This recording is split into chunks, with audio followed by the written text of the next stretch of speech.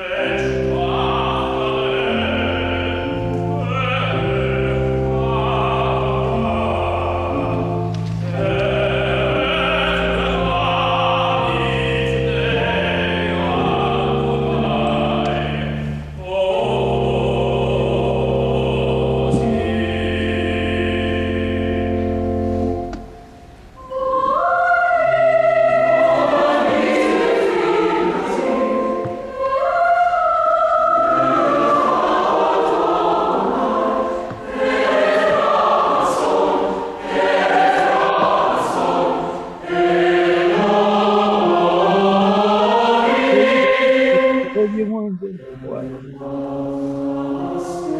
No.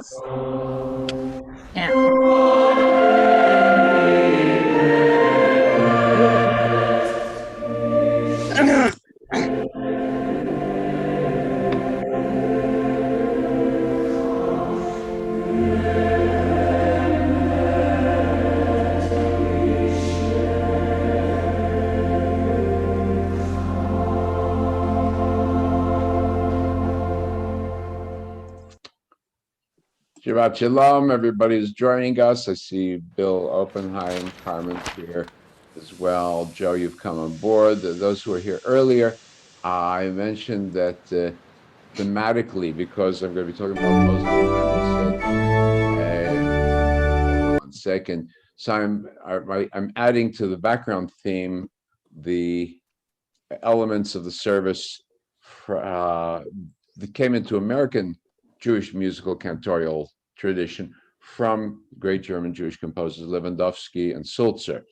And so I have Matovu, and next is Lewandowski's Psalm 150, the Hallelujah Chorus.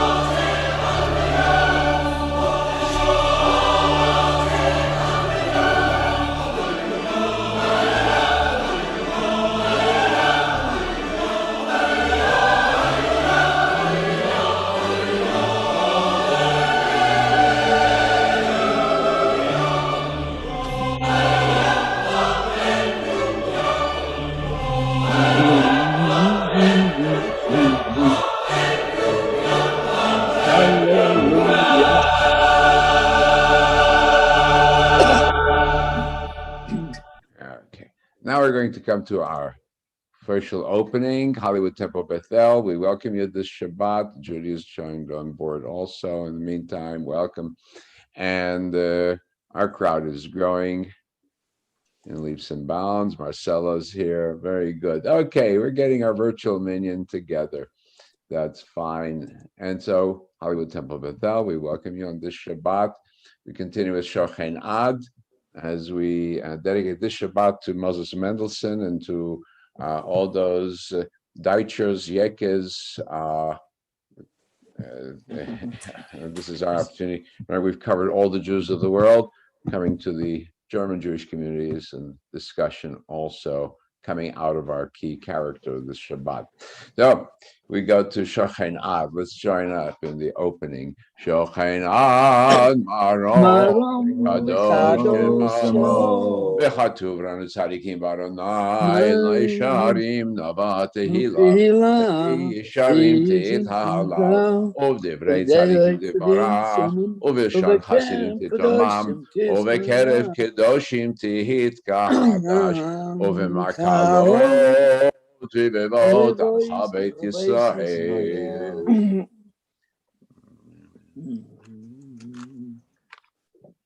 Nishtabach Shimcha La'ad Makenu Mechagdol HaKadosh Hashemayim V'Aretz Echad Eloheinu V'Eloheinu Berachot V'Hodot Me'ata V'Yad Olam Baruch Atah Adonai El Melech Gadol B'Tishbachot El Hodot Adon Niflot Avoche B'Shirei Zimra Melech Echei Holamim. And we continue. We have our minion in presence here, plus whoever's following us on Facebook, YouTube.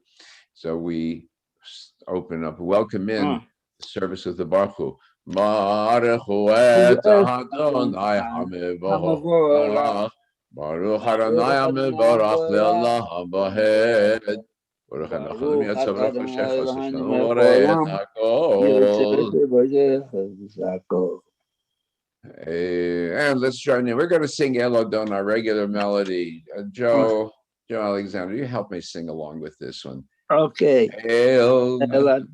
Elodon al kol ha'masim baruchim v'orach levika neshama gadlu v'tuvo imo le'olam das v'svina soivim v'oivo Hamishkoi al chayos hakodesh v'neidar v'chavoi al hamerkava zechor rishon lifnei kisov chesed v'rachamim lifnei kavodo toivim mehorai sheboru Eloheinu Yitzoram v'das b'vina u'askeh Kol achik v'urai na'adon lehem L'yos moishlim b'kerem tevel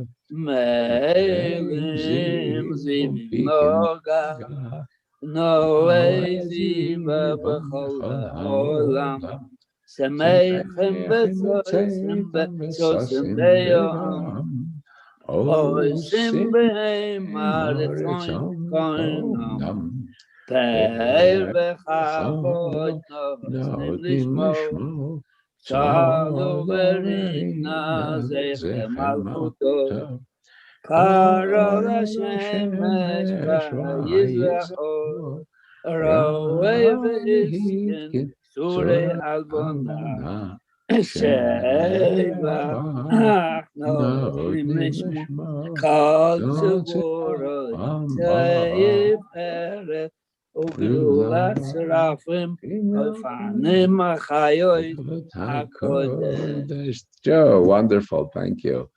And we're going to continue with the vision of the angels in heaven. כולם מקבלים עליהם עוד מלכות שמיים זה מזה ונותנים רשות זה לזה להקדיש להיות צום בנחת ובסבינו הקדושה כולם כחרם ויהי רק קדוש קדוש קדוש אדוני צבאות מהארץ כבודו ואופנים וחיות הקודש ברעש כולם מתנסים למעט שרפים גם בשבחים יאמרים ברוך כבוד אדוני ממקומו. And we give praise to God as the creator of great lights. May we also delight in the splendor of the return to Zion. Or Hadash, Shatzion Ta'ir, B'nes B'char Mero, Elioro, Baruch Atma Yotzer, Amoro. And we'll all join in together with Ahava Rabbah through the page. Ahava Rabbah Avdanu, Adonai Eloheinu, Hem Lagedol Aviteira, Hamat Aleinu, Avinu Makenu, Ba'avur Avotenu, Shebatchu Becha, Avinu Malkeinu, Vatelamdeim Chukei Chaim, Kein Techanenu Tlamdeinu, Avinu Avarachaman, Hamrachem Rachem Aleinu, V'tein Belibeinu Lehavin, Lahaskil Lishmoa, Lilmod Lilamed, Lishma Velasot, Olekayem Ekol Divrei Talmud Torah Techa B'Yahava, Erinenu b'Toratecha, v'dahabek libeinu b'mitzvotecha, v'yached levaveinu li'ahava u'lira et shemecha, v'lo nevosh le'olam va'ed, v'lo nevosh le'olam va'ed. Ki l'shem b'achecha agadol v'anora v'atachnu nagila v'nismecha b'shuatecha v'havienu l'shalom haba kahan potoret v'tolichenu kamemiot le'artzeinu Yeshurot Tovanu v'chata mikalam l'asham Keraftanu l'shimcha gadol Sela Sela be'emet L'hodot lecha U'yachedcha U'yachedcha b'yahava Baruch atah Adonai Abocheh b'moiseh b'yahava. And we continue with the Shema. I'm going to bring in again with the theme of contributions by Sulzer, another great composer out of the German Jewish world. Shema, it's a jazzed up version. That was not Sulzer's original setup.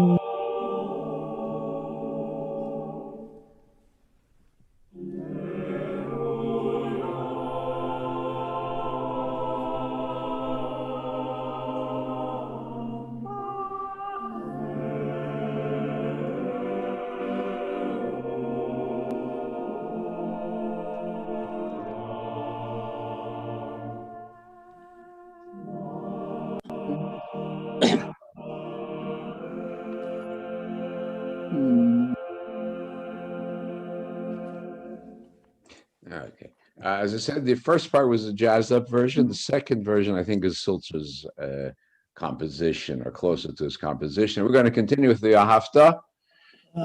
ואהבת את אדוני אלוהיך בכל לבבך ובכל נפשך ובכל מאודך והיו הדברים האלה אשר אנוכי מצווך היום על לבביך ושיננתם לבניך ודיברתם בשבתך בביתך ולך בדרך שוכבך ובקומך וקשרתם להיות ידיך והיו תטפות בין עיניך וכתבתם Amazon Beitecha V'Yisharecha.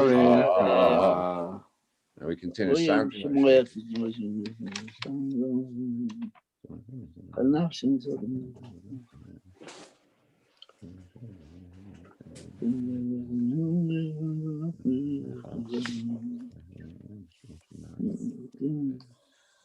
Take the tzitzit in hand. Vayomer Adonai Moshe lemor, daber b'nei Yisrael v'amata lehem, al kanfei bigdehem ledorotam, v'natnu tzitzit, hakanaf betil techelet, velachem letzitzit. Uritem oto, schartem mikol mitzvot Adonai, vastem otam, lo taturu, v'achem אשר אתם למען תזכרו ועשיתם מקום מצוותיי והייתם קדושים לאלוהיכם.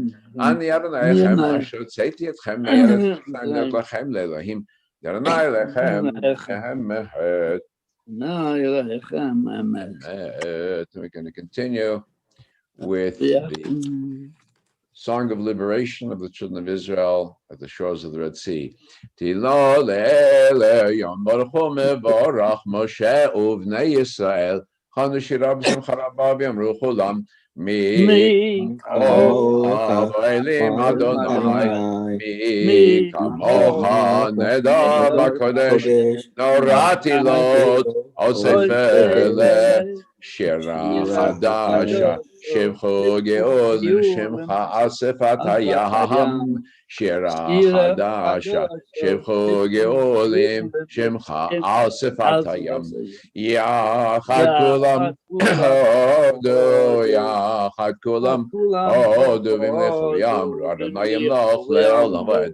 So Yisrael, Kuma B'Yezat Yisrael, Uvdechenu Mecha, Yehuda B'Yisrael, Go'aleinu Adonai Tzivaot Shema, Kedosh Yisrael Baruch, Atar Megal, Yisrael.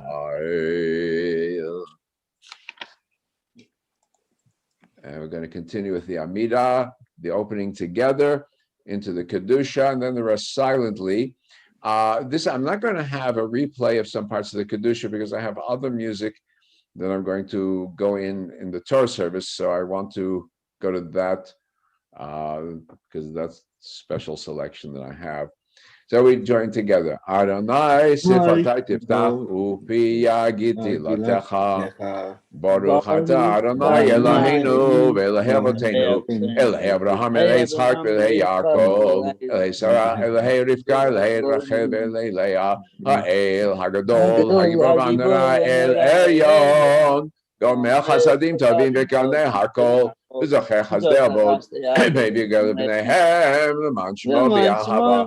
מלך עוזר משיח מגן, ברוך אדוני מגן אברהם פורקי צרה.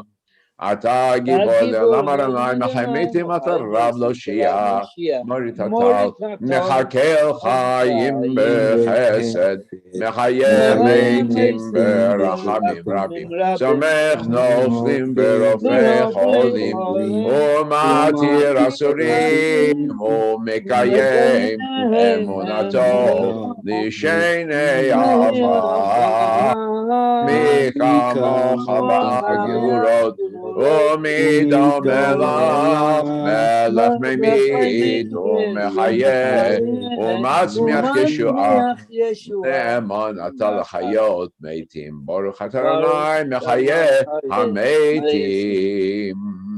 And we continue with the Kedusha. Kadesh. נקדש שמך בעולם, כשם שמך כשמך בשמי מרום, כתוב היד נביאך, כרזה זה ויאמר, Kadosh, Kadosh, Kadosh, Adonai Tzivaot, Moretz Kivado. Az Bikorash Gadol, Adir Chazak Mashmim Kol, Mitnasim Lo Matzerafim, Lo Tam Baruch Yomeru, Baruch Varanai, Mimeko.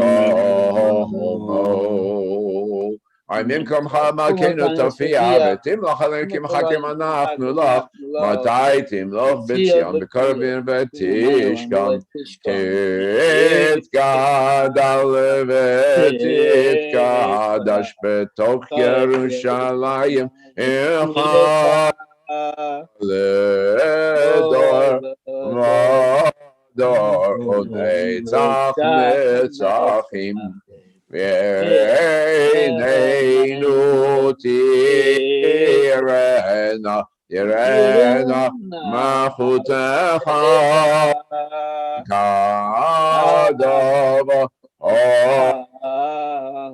Bashirei Ozecha Ayde Rabbi Meshech Zekechayim Lo Charonai Le'olam Elayich Zion Tovoda Hallelujah Tovoda Nagig Alecha Olenehetzach Netzachim Kedushatcha Nagdish Shivchacha Eloheinu Mipinu Lo Yamush Lemush Noved Kiel Melech Gadol V'Kadosh Ata Baruch Atanai El Hakadosh.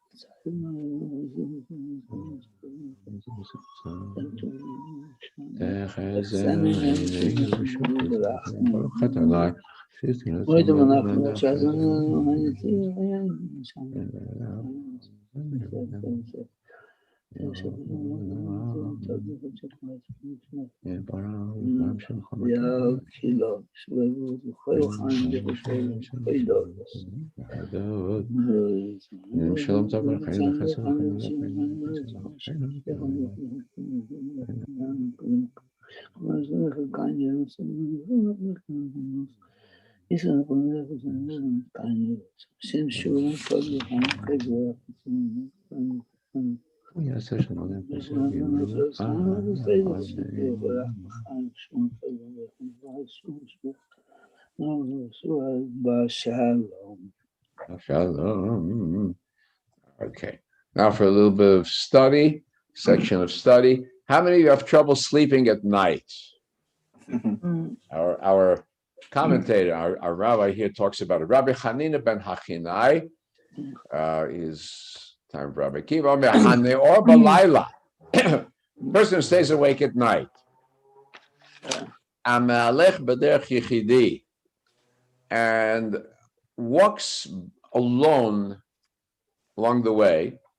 And his mind is focused on useless matters.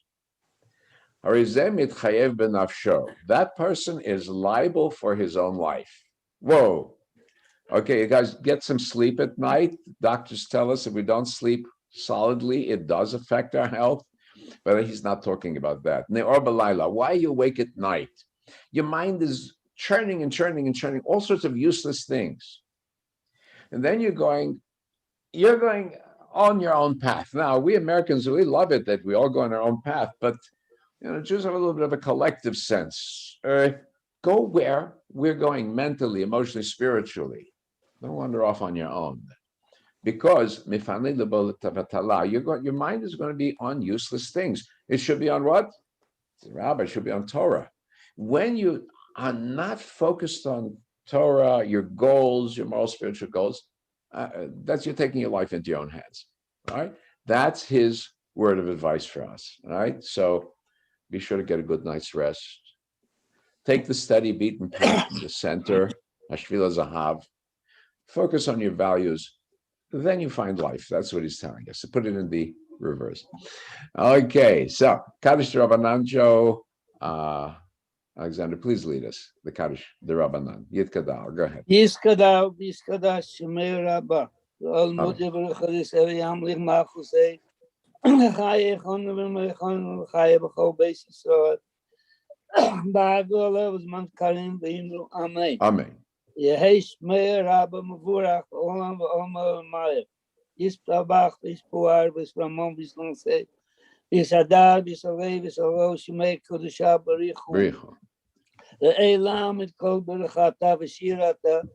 Tushbachata V'Nechamata D'Meom B'Yom V'Yimru Amen. Al Yisrael V'Rabanan Al Talmudayon V'Kol V'Talmudayon Ma Al Kol Ma Bi V'Sai Sabarayasa Bi V'Chsar V'Chan Bi V'Chol Al Ma'achar Asar Yehei Lochan V'Chon Shalom Rabba Chinu V'Chizdu Rachmam Chaim Arichem Zaynim Rivim V'Kumu Avahon Divas Mashmai Be'arba V'Yimur Umay. Amen. Yehei Shalom Rabba Min Shemayim Chaim Tov Malayna L'Kol Yisrael V'Yimur Amen. Amen. Amen. Shalom B'Mra Umar Hu Yaseh Shalom Aleinu L'Kol Yisrael V'Yimur Amen. Amen. Amen. And so now we're going to go to our Torah service and Hollywood Temple Bethel, your sponsors our Shabbat. And our theme for this Shabbat is teaching the rabbi of Moses Mendelssohn. And to understand him, we have to delve into the world of the emerging Jewish and European symbiosis. We may talk about that. And it is something that impacted and built American Jewish experience as well, and world Jewish experience. And we're going to go into how it impacted the world as a whole. And this one man symbolizes that shift, that dynamic impact. But we're going to focus, as I said earlier, with some of the music compositions characteristic of German Jewry by Lewandowski and Sulzer. And so our Torah service, that's why I cut the Amida, didn't do repetition in the Amida. We're going to do this choral rendition to the Torah service. And then I'm going to have an ancient recording, again from Sulzer, of the taking out of the Torah by a cantor, famous cantor of a century ago, Kvartin, Oberkantor in his community. And so we're going to start that out, open the ark, or at least open the page, and go ahead for this very magnificent choral rendition. So based on Sulzer's composition, Psalm Sulzer.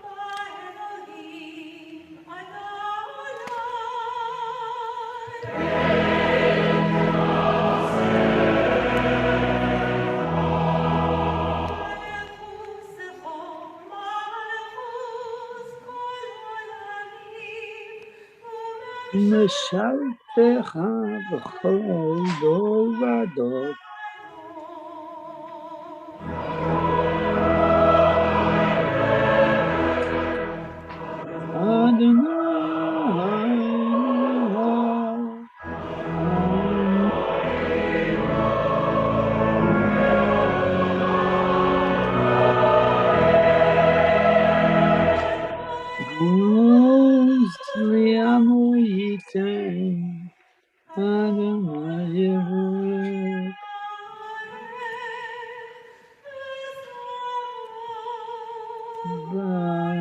Shalom.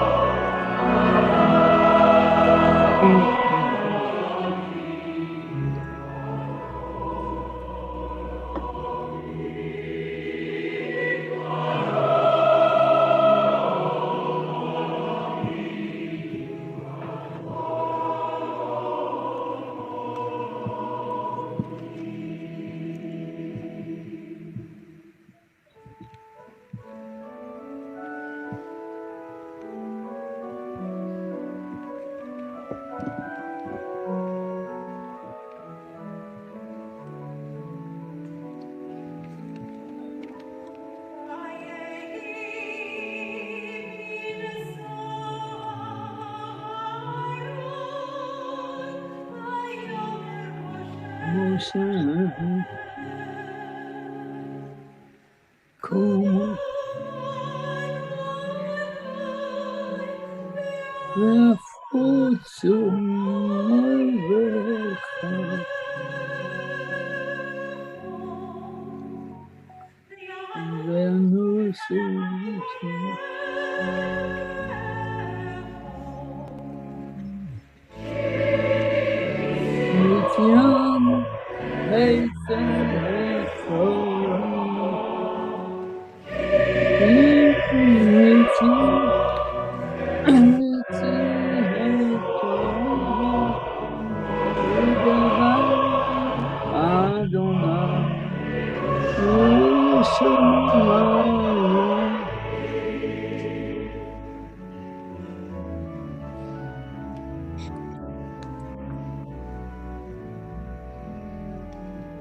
Baruch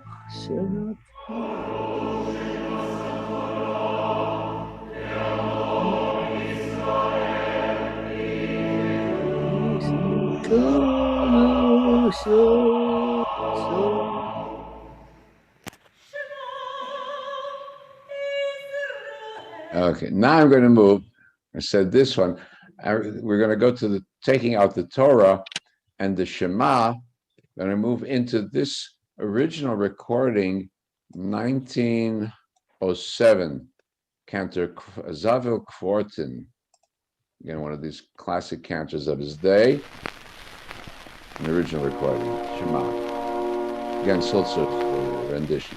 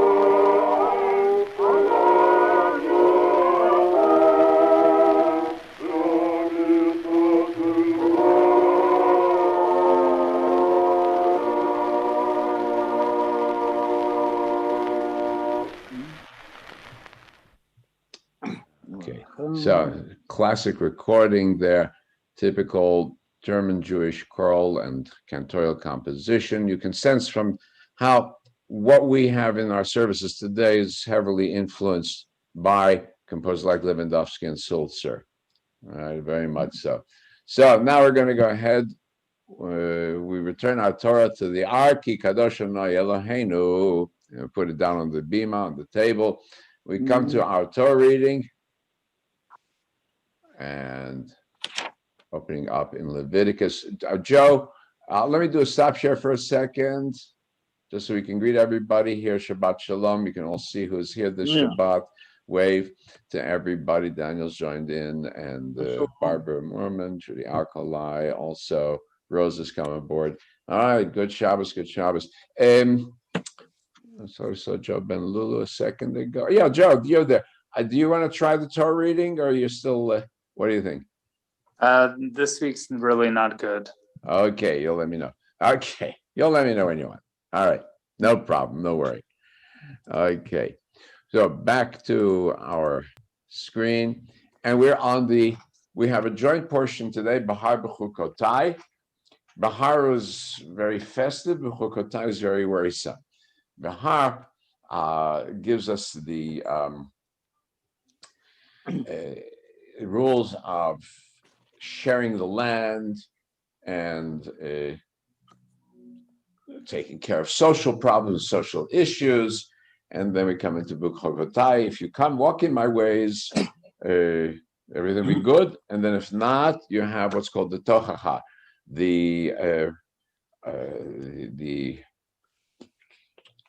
what's the word for it in English? Tochacha, a verbal shellacking. This is what's going to happen. You're not going to do it, then you're going to be punished, right? And its intention is to set up Israel for the possibility of being exiled, and then can they return? Yes, if they come and turn things around. But now we're going to go to our part where we're in the middle selection, and Bahar opens up with a famous line that we know from the Liberty Bell, which is Ukratim Dror Baharetz. You should proclaim liberty throughout the land to all the inhabitants thereof. Draw the word dar. Rashi comments, it means you're free to live. You have a house, you live in it. You have this house, you can return to your house, your home. That's the indication of a free person. And the other word by another commentator, Ibn Ezra, from Tzipor Hadror, the free bird, which is the sparrow. When the sparrow is free, he sings, he makes music. When the sparrow is caged, he dies. Right? So the human being who is free to move about, to engage in whatever legitimate pursuit there is, that human being sings. When the human being is being controlled by someone else, it's a dead human being. Right? This is the idea of draw, proclaim liberty. And I think that's what the fathers and mothers understood when they had it there. And it was the British actually who gave it to them with that same understanding. Right, on the Liberty Day Bell in Philadelphia. Well, now we go into the question of, well, how do we keep people in a state of liberty? Because in antiquity and until the beginnings of the modern century, serfdom and slavery was the normal standard of human existence. One was either in serfdom, feudal serfdom. Russia was an example until the middle 1800s. You belonged to the Lord. Or slavery, where it may not have been tied to the land, but you belong to another human being. So the Bible, in its laws, is not yet the end of universal slavery, but it's the first step.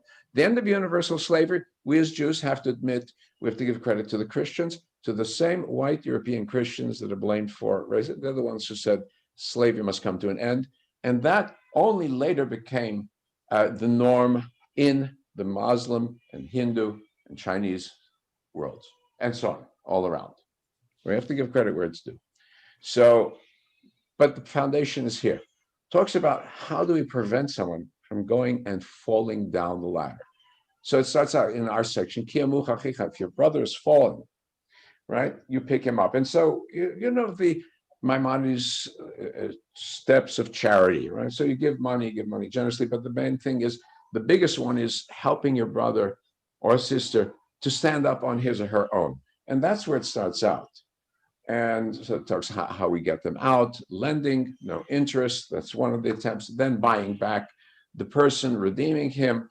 And if he is sold, we can't save him.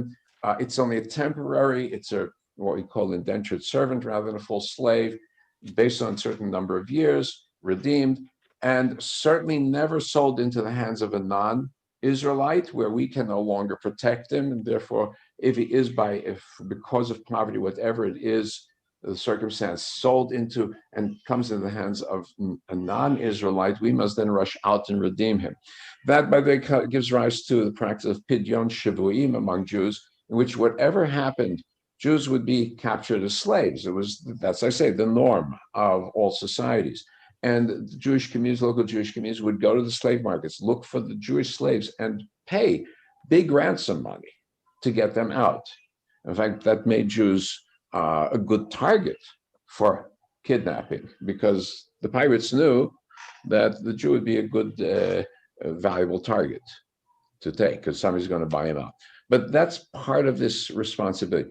Now, it's very interesting. It's not a free market concept, and it's not a centralized market concept. The emphasis is it's between the families and the tribes.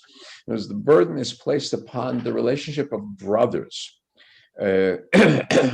We may say, my granddaughter told me she has to do a paper on paternalism, the benefits of paternalism, or the attraction of the failures of paternalism.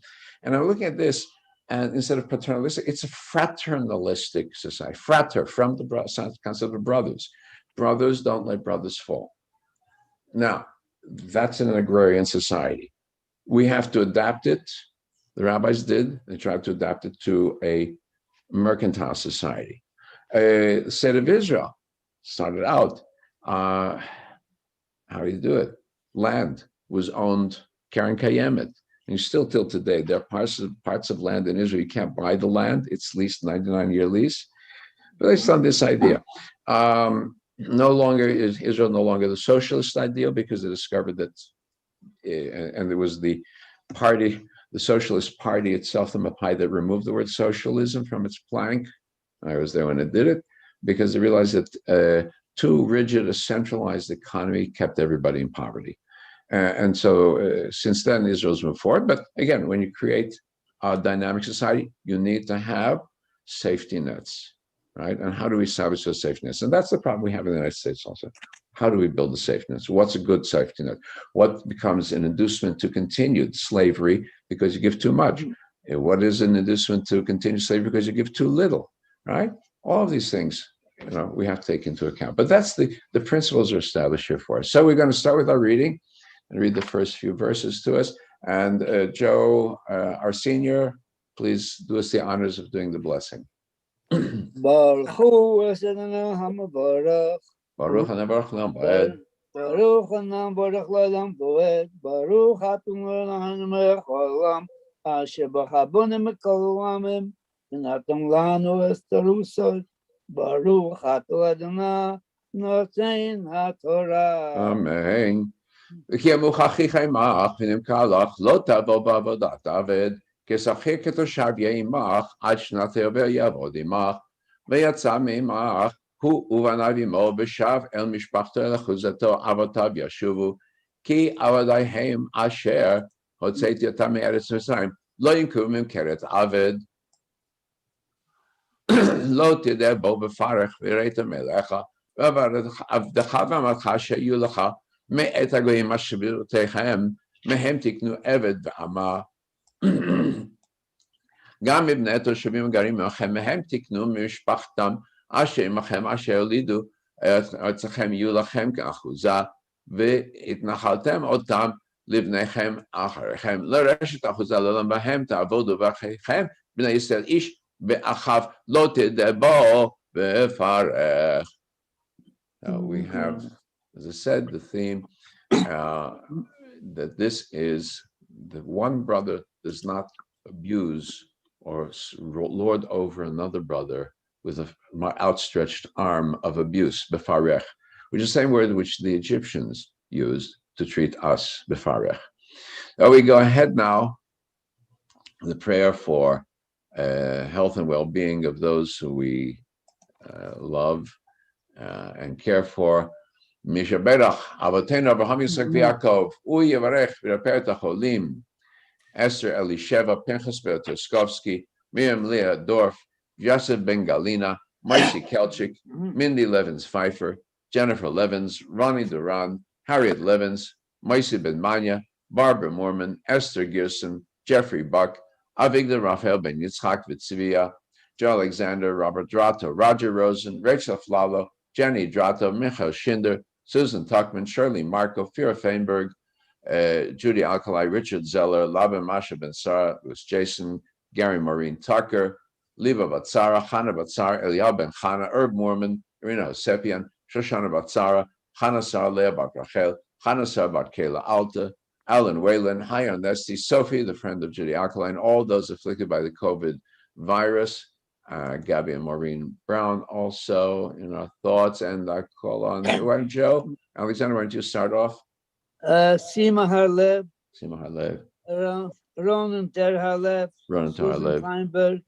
Feinberg, Sharon Lippman, Esther Rachel Batsiva, Leben Moshe Ben Sarah, and Shlomo Ben Lazar.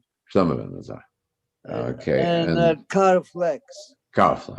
Okay. And Marcelo, Ronald Rothman, Tito and Gabi Grodischer. Wendy Keller, huh? Wendy Keller. Thank you. Wendy Keller. And any other names? Jennifer Danielle, Fraser. you usually have someone? Open the mic. You, Rabbi. Everybody's fine. Is better. Thank you. It's better. Okay, thank God. Okay. So we wish everyone health and well-being for everyone, and we pray. Jennifer Fraser. Oh, your sister's Jennifer Fraser. Good, thank you. So we pray for all of them. HaKadosh Baruch Hu yishlach them refuah shlema, refuah nefesh, refuah aguf. May the Holy One send them healing both in body and in mind to them and to the whole house of Israel. Let's all say Amen. And we'll join in the Mishaberach together, because instead of doing one of the musical selections, only because I have so many other special things for this Shabbat. So let's join in together. Mishaberach Avoteinu, Mikol Habracha Avoteinu. May the source of strength who bless the ones for us.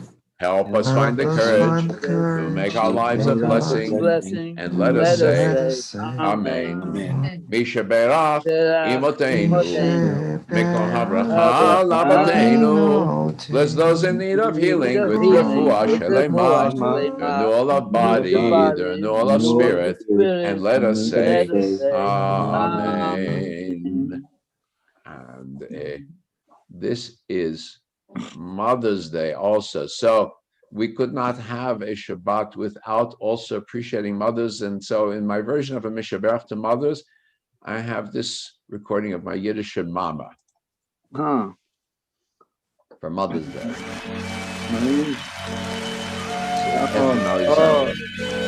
Yes, nice. Yiddish mama.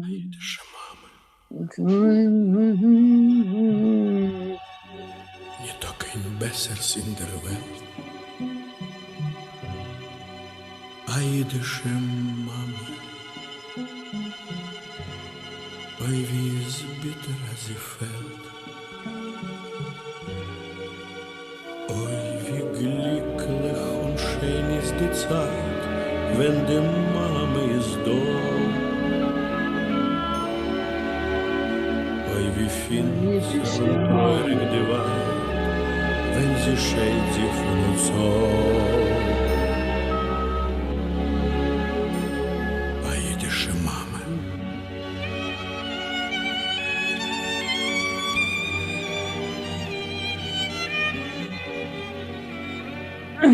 Ries Bayer wie gesessen Tag und Nacht. Verhot Bayer Krankenbett kein Oig nicht zugemacht. In schwere Zeiten hat sie doch gehiet Eifuna sind, weggelegt die letzte Keuches Pfarrer lieben Kind.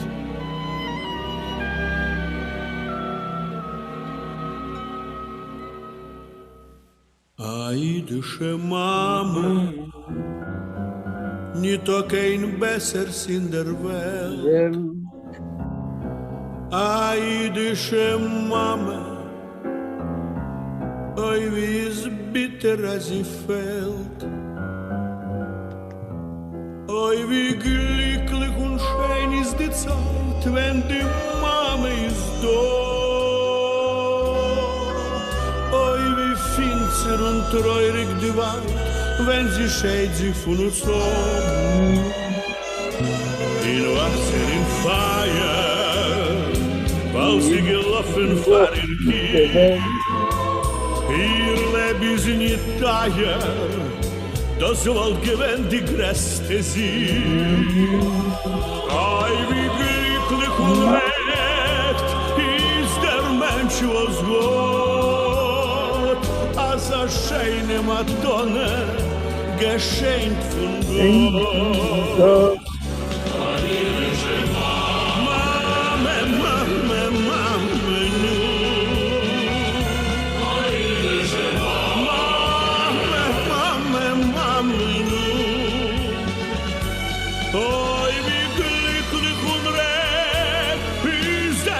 Was Gott, das scheine Matone, Geschenk von Gott.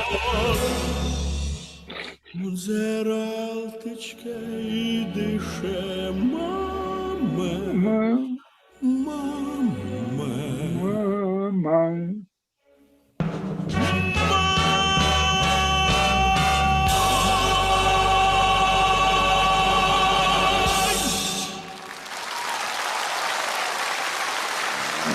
That's to all the mamas in the world, the Yiddish mama, Catholic mama, Protestant, Muslim, Hindu, Buddhist, all the religions, and from all the continents of the world, from all peoples, to all the mamas. We wouldn't be here without the mamas. Dads, so. The mamas for sure. And we go ahead. Now to the Haftarah, very quickly. I said the Torah reading includes in it the warnings to the children of Israel about living up to their obligations and then knowing they won't do it, and gives them the threats of what will happen. We go to Yirmiyahu, the prophet, who looks at the end of the kingdom of Judea. He has seen, well, the century before, the kingdom of the north had already fallen, and now he's warning his own people, this is what's going to happen. So that is the Haftarah in parallel to the Torah reading. Adonai uzi u'mauzi u'menusi b'yom tzara elecha goyim yavo me'afsei haaretz v'yomer sheken nachalu avotenu hevel ein b'mo'il hayaseh lo adam Elohim v'hem lo Elohim lachen hini modi'am b'pam azot odiem et yodi et gvurati v'yadu ki shmi Adonai. Chatat Yehuda ketuva be'et bazeh batziporen shamir harusha luach libam kanot mizbechotaechem kiskor bneihem mizbechotam b'ashehem al eitz ra'anan agvaot hagvaot hari b'sadeh elcha kosotecha levaz eten bamotecha chatat kol gvulecha v'shematetah u'b'cha minachalatcha asher natiti lach v'abaraticha et oivecha be'eretz asher lo yadata ki ish kadachtem api ad olam tukad. Komar arur hagever sheftach baram v'sam b'sazra'o u'min Adonai yisrael libo v'yakar ar be'arava v'lo yireh ki yavo tov v'shachayin harim b'midbar es mlecha lo teshev baruch hagever sheftach baranai baranai miftacho v'yakar eitz shatu amayim v'yuvav yishlach rashav lo yireh kivahom והיה עליהו רענן בשנת בצורת לא ידאג לו אם ישמע סוד פרי, ארכוב הלב מכל אנוש מידנו. אני אדוני חוקר לב, בוחן כליות לתת איש כדרכיו, כפרי מעליליו. Cursed is the person who trusts only in his own power and righteousness and might, but blessed is the person who trusts in the Lord. He shall be like a tree planted among the waters with great roots and fresh leaves. That is Yahu's teaching for us. I'm going to close this here. So I'm going to have a little bit of space and come back now. And we're going to go ahead with the blessing for the country and for Israel. We're going to do these together. Let's read in the English, please. Prayer for our country. God and God of our ancestors, we ask your blessings for our country, for its government, for its leaders and advisors, and for all who exercise just and rightful authority. Teach them insights from your Torah that they may administer all affairs of state fairly, that peace and security, happiness and prosperity, justice and freedom may forever abide in our midst. Creator of all flesh, bless all the inhabitants of our country with your spirit. May citizens of all races and creeds forge a common bond in true harmony to banish hatred and bigotry. Safeguard the ideals and free institutions that are the pride and glory of our country. May this land under your providence be an influence for good throughout the land, uniting all people in peace and freedom. Helping them to fulfill the vision of your prophet, nation shall not lift up sword against nation, neither shall they experience war anymore. Let us say, Amen. Amen. Amen. And the prayer for the people in the state of Israel. Let's all join in. Maybe there'll be a government. The baton was passed to. Maybe. So, Maybe. but and we need somebody in charge because there's terrible rioting going on in Jerusalem, and nobody's really in charge to make things in order. So we pray for the people of Israel. Avinu Shabbat. So yes, Begalo Barech et Medinat Yisrael. Michad Gulatenu. Again, Alecha Bevrat Chazdecha Ufros Aleha Sukat Shelomecha Shlachocha Be'amitcha Nosher Sareh Yatzeha Takneim Beitzah Tova Milfanecha. Strengthen the hands of those who defend our holy land. Avinu Sheba Shamayim. Deliver them and ground their efforts with triumph. Avinu Sheba Shamayim. Yisrael Begalo. Bless our land with peace, O God. Its inhabitants with lasting joy, and let us say, Amen. Avinu Sheba Shamayim. So Yisrael Begalo Barech et Medinat Yisrael. Again, Aleha Bevrat Azdecha Ufros Aleha Sukat Shelomecha B'noma Amen. We should not take the existence of the state of Israel for granted. The English newspaper, very significant paper in England, The Guardian, had an editorial, talked about the Balfour Declaration as perhaps one of the greatest mistakes ever made. Walking on the idea that 6 million Jews died because there was no place for Jews to go. Now, if that's not an anti-Semitic slur, nothing is. I'm going to say that right out. So 6 million Jews died. The British tried to keep Jews out, keep more Jews in to die. So we don't need The Guardian or people like that. I'm just letting it out. Let it all hang out. Okay, guys. Now, Rabbi, because the Balfour Declaration, I would have a brother alive. Because he was in a kibbutz in Poland for 6 months to get a certificate to go to Israel. And when he finished the kibbutz, Balfour cut the quota in half. There you go. You got it. He had to wait his turn. The war broke out. Yeah. That's it. So the British regretted giving it to us, and now 100 years later, British newspaper regrets that we ever got it. Yeah. Okay. Blessing of the new month. Carmen, thanks for reminding me of a nice, beautiful rendition of the blessing for the month with cantor Rachel Brooks. I'll point that up for us. Yeah.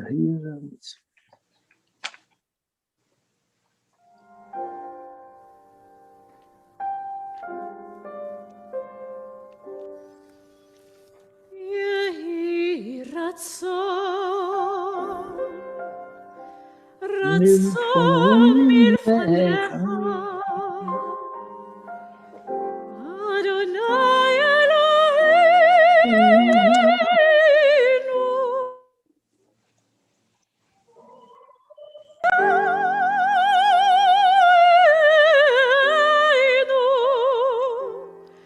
שתחדש עלינו את החודש הבא לטובה,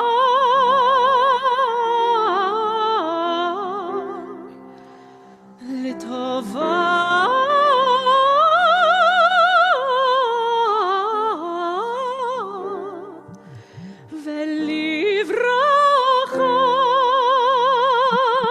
ותיתן לנו חיים ארוכים, חיים של שלום, ותיתן לנו חיים של טובה, חיים של ברכה.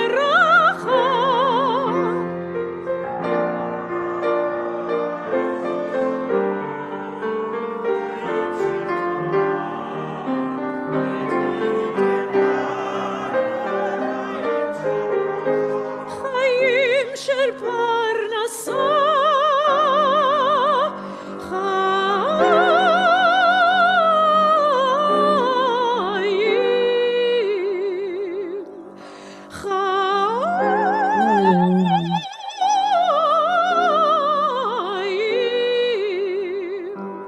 חיים שיש בהם יראת שמיים ויראת חטא.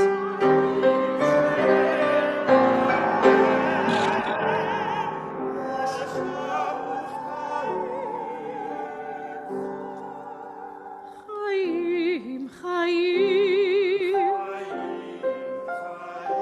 של אושר וכבוד, חיים שדריבנו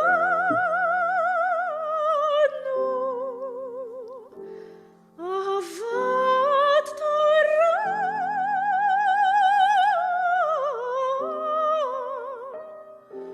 אהבת תורה,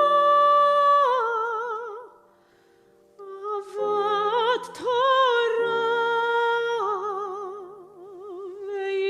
ויראת שמיים.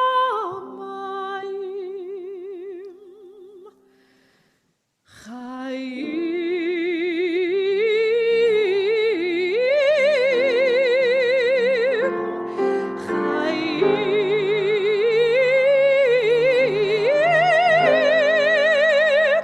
שימלאו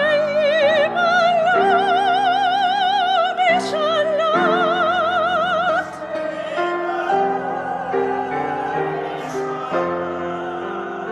משאלות ליבנו לטובה.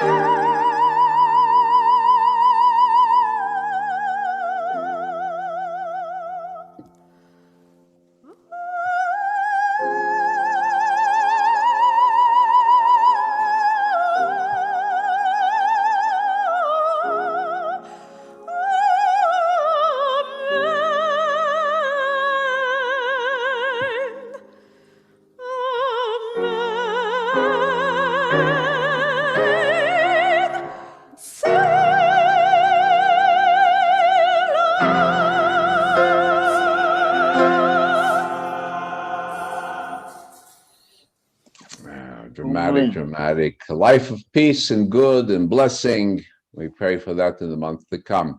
Mishasa Nisim, Mishasa Nisim, Nisim, Nisim, Lavotenu, Mimotenu, Mishasa Nisim, Mishasa Nisim, Nisim, Nisim, Lavotenu, Mimotenu, Gadotam Abdut Khairut, Gadotam Bikarov, Kabet, Nilachenu, Me'aba, Kanfota Aretz, Haverim Ko Yisrael, Haverim Ko Yisrael B'Noma. Amen. May the one who created miracles for ancestors redeem us to full freedom and gather us from the four corners of the earth, for all Israel is one fellowship. Rosh Chodesh, Sivan. The new month of Sivan will come this Wednesday for us and for all Israel for good.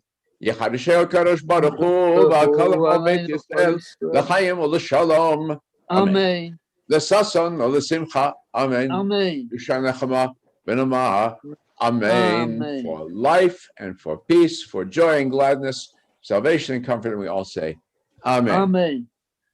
And now we're going to return the Torah to the ark. Yeah, hallelujah. A second, I've got to find this. Where we go back to. Okay, and we're going to go to return the Torah to the ark. Ya'alelu Hashem Adonai, ki neskavshem malevado, hodo le'eretz v'shamayim, vayarem keren le'amot, tehila alecho hatzihila, levnei Yisrael am kerov. Hallelujah. Hallelujah. His mother David.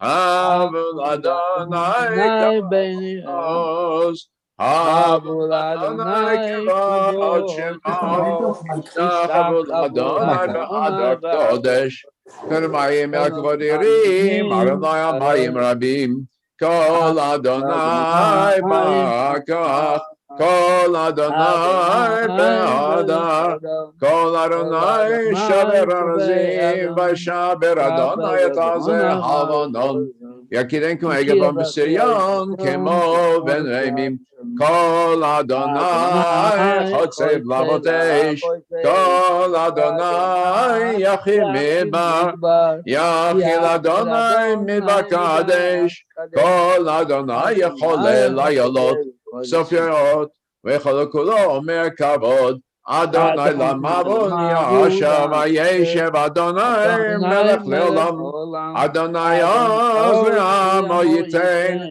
Adonai Yevarech et Amo V'Shalom.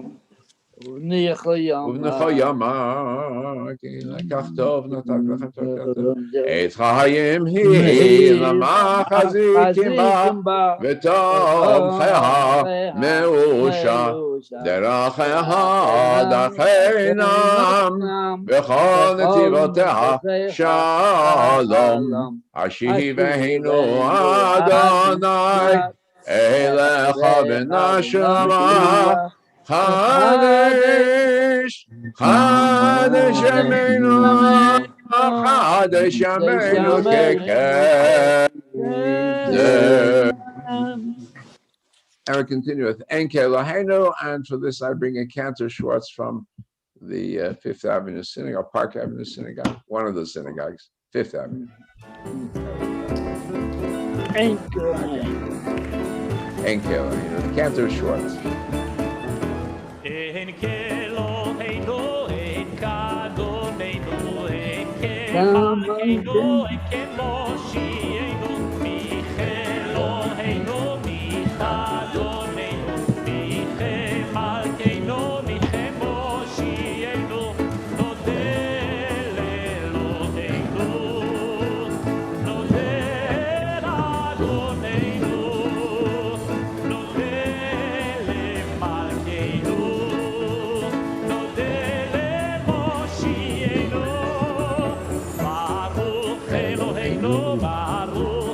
Adonai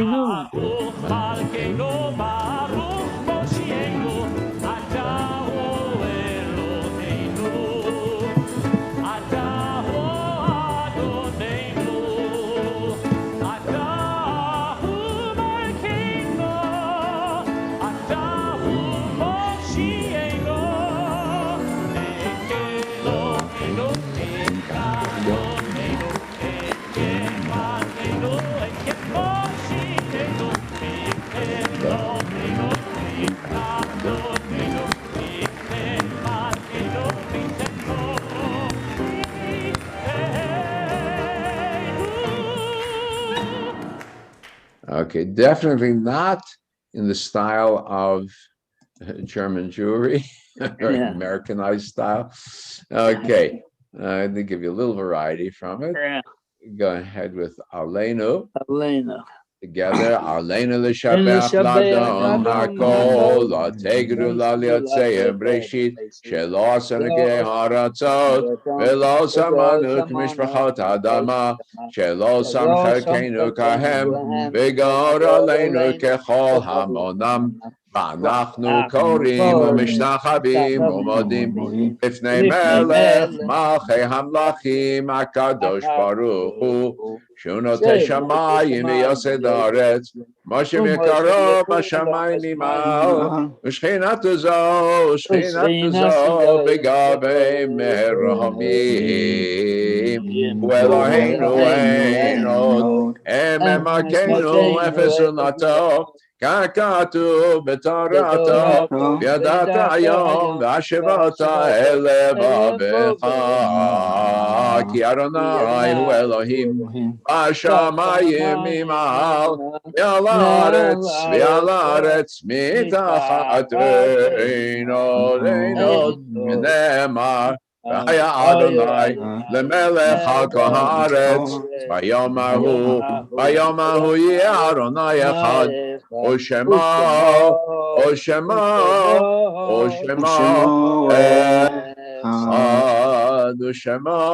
echad.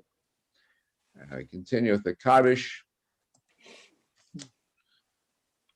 And this week we recall the outside of Frida Banchik, and we recall also those who passed away in this past year: Margalit Tzadok, Dvorah Levi, Chaim Levi, Ilanit Bak Yitzchak, Harry Kyle, and Davis Wenkert, Jack Petsko.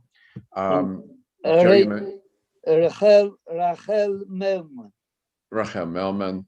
May the memories be for a blessing. May the souls bound up in the bond of eternal life. And we continue the Kaddish. Yitkadal Shemei Rabba B'Yamad Divrei Chilutei B'Yamlich Malchutei B'Chayachol B'Mechon B'Chaydachol Beit Yisrael B'Galos V'Karivim Romein Yehi Shmei Rabba Vorach Le'olam Omer Maya Yiborach V'Yishtabach V'Pa'ar V'Shamar V'Yitnasei V'Yitadar V'Yitaleh V'Yithalal Shemei D'Kudsha Berichu Le'ela Min Kol Birchata V'Shirata Tush B'Chata V'Nechamata Damron B'Yomla V'Romein Yehi Shlomo Rabba Min Shemai V'Chaim Aleinu V'Koisei V'Romein Ose Shalom B'Mamav Hu Yaseh Shalom Aleinu V'Koisei B'Mru. Amen. Amen. Shabbat Shalom. Shabbat services brought to you by Hollywood Temple Beth El.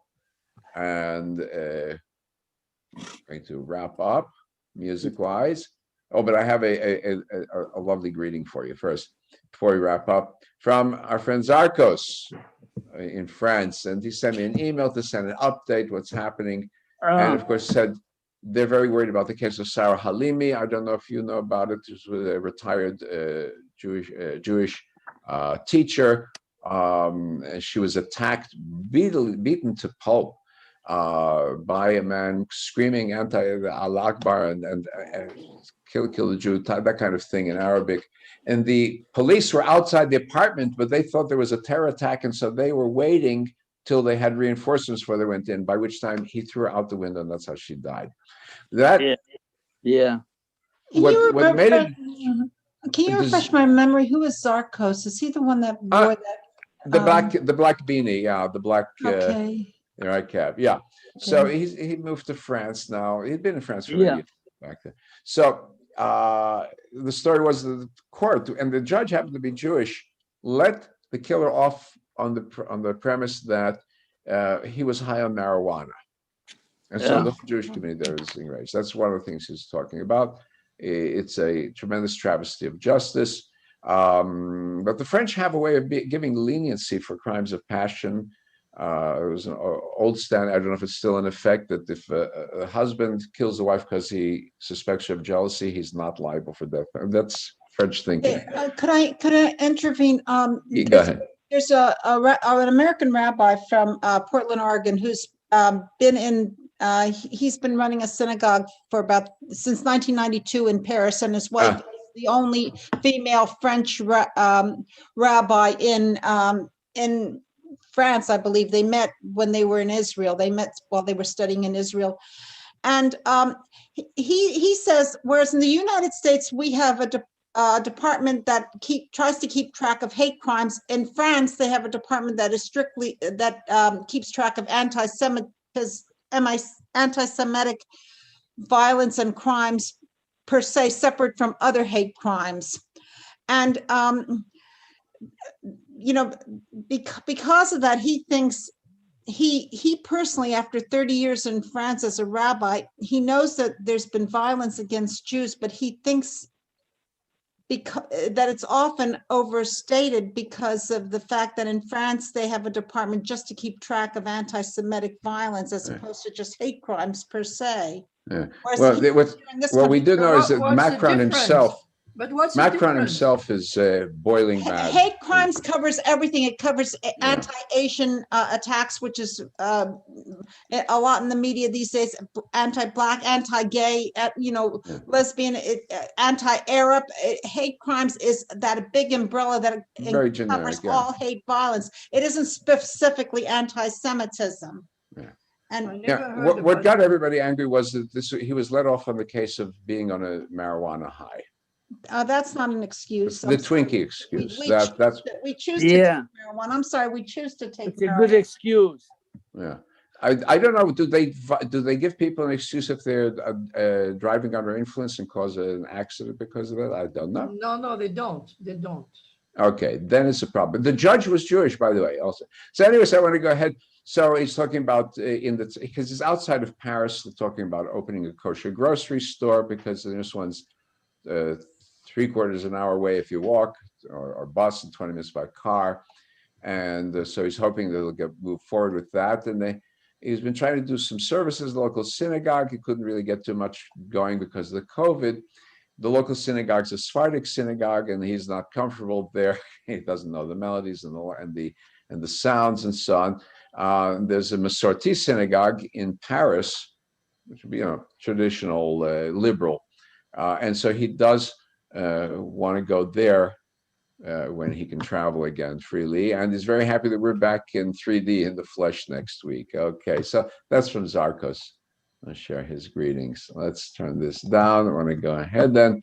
Adon Olam, going back to our theme of the culture, the Jewish, German Jewish symbiosis, and we have Lewandowski, again, one of the great composers out of that circle, with Adon Olam, performed by the Zamir Chorale.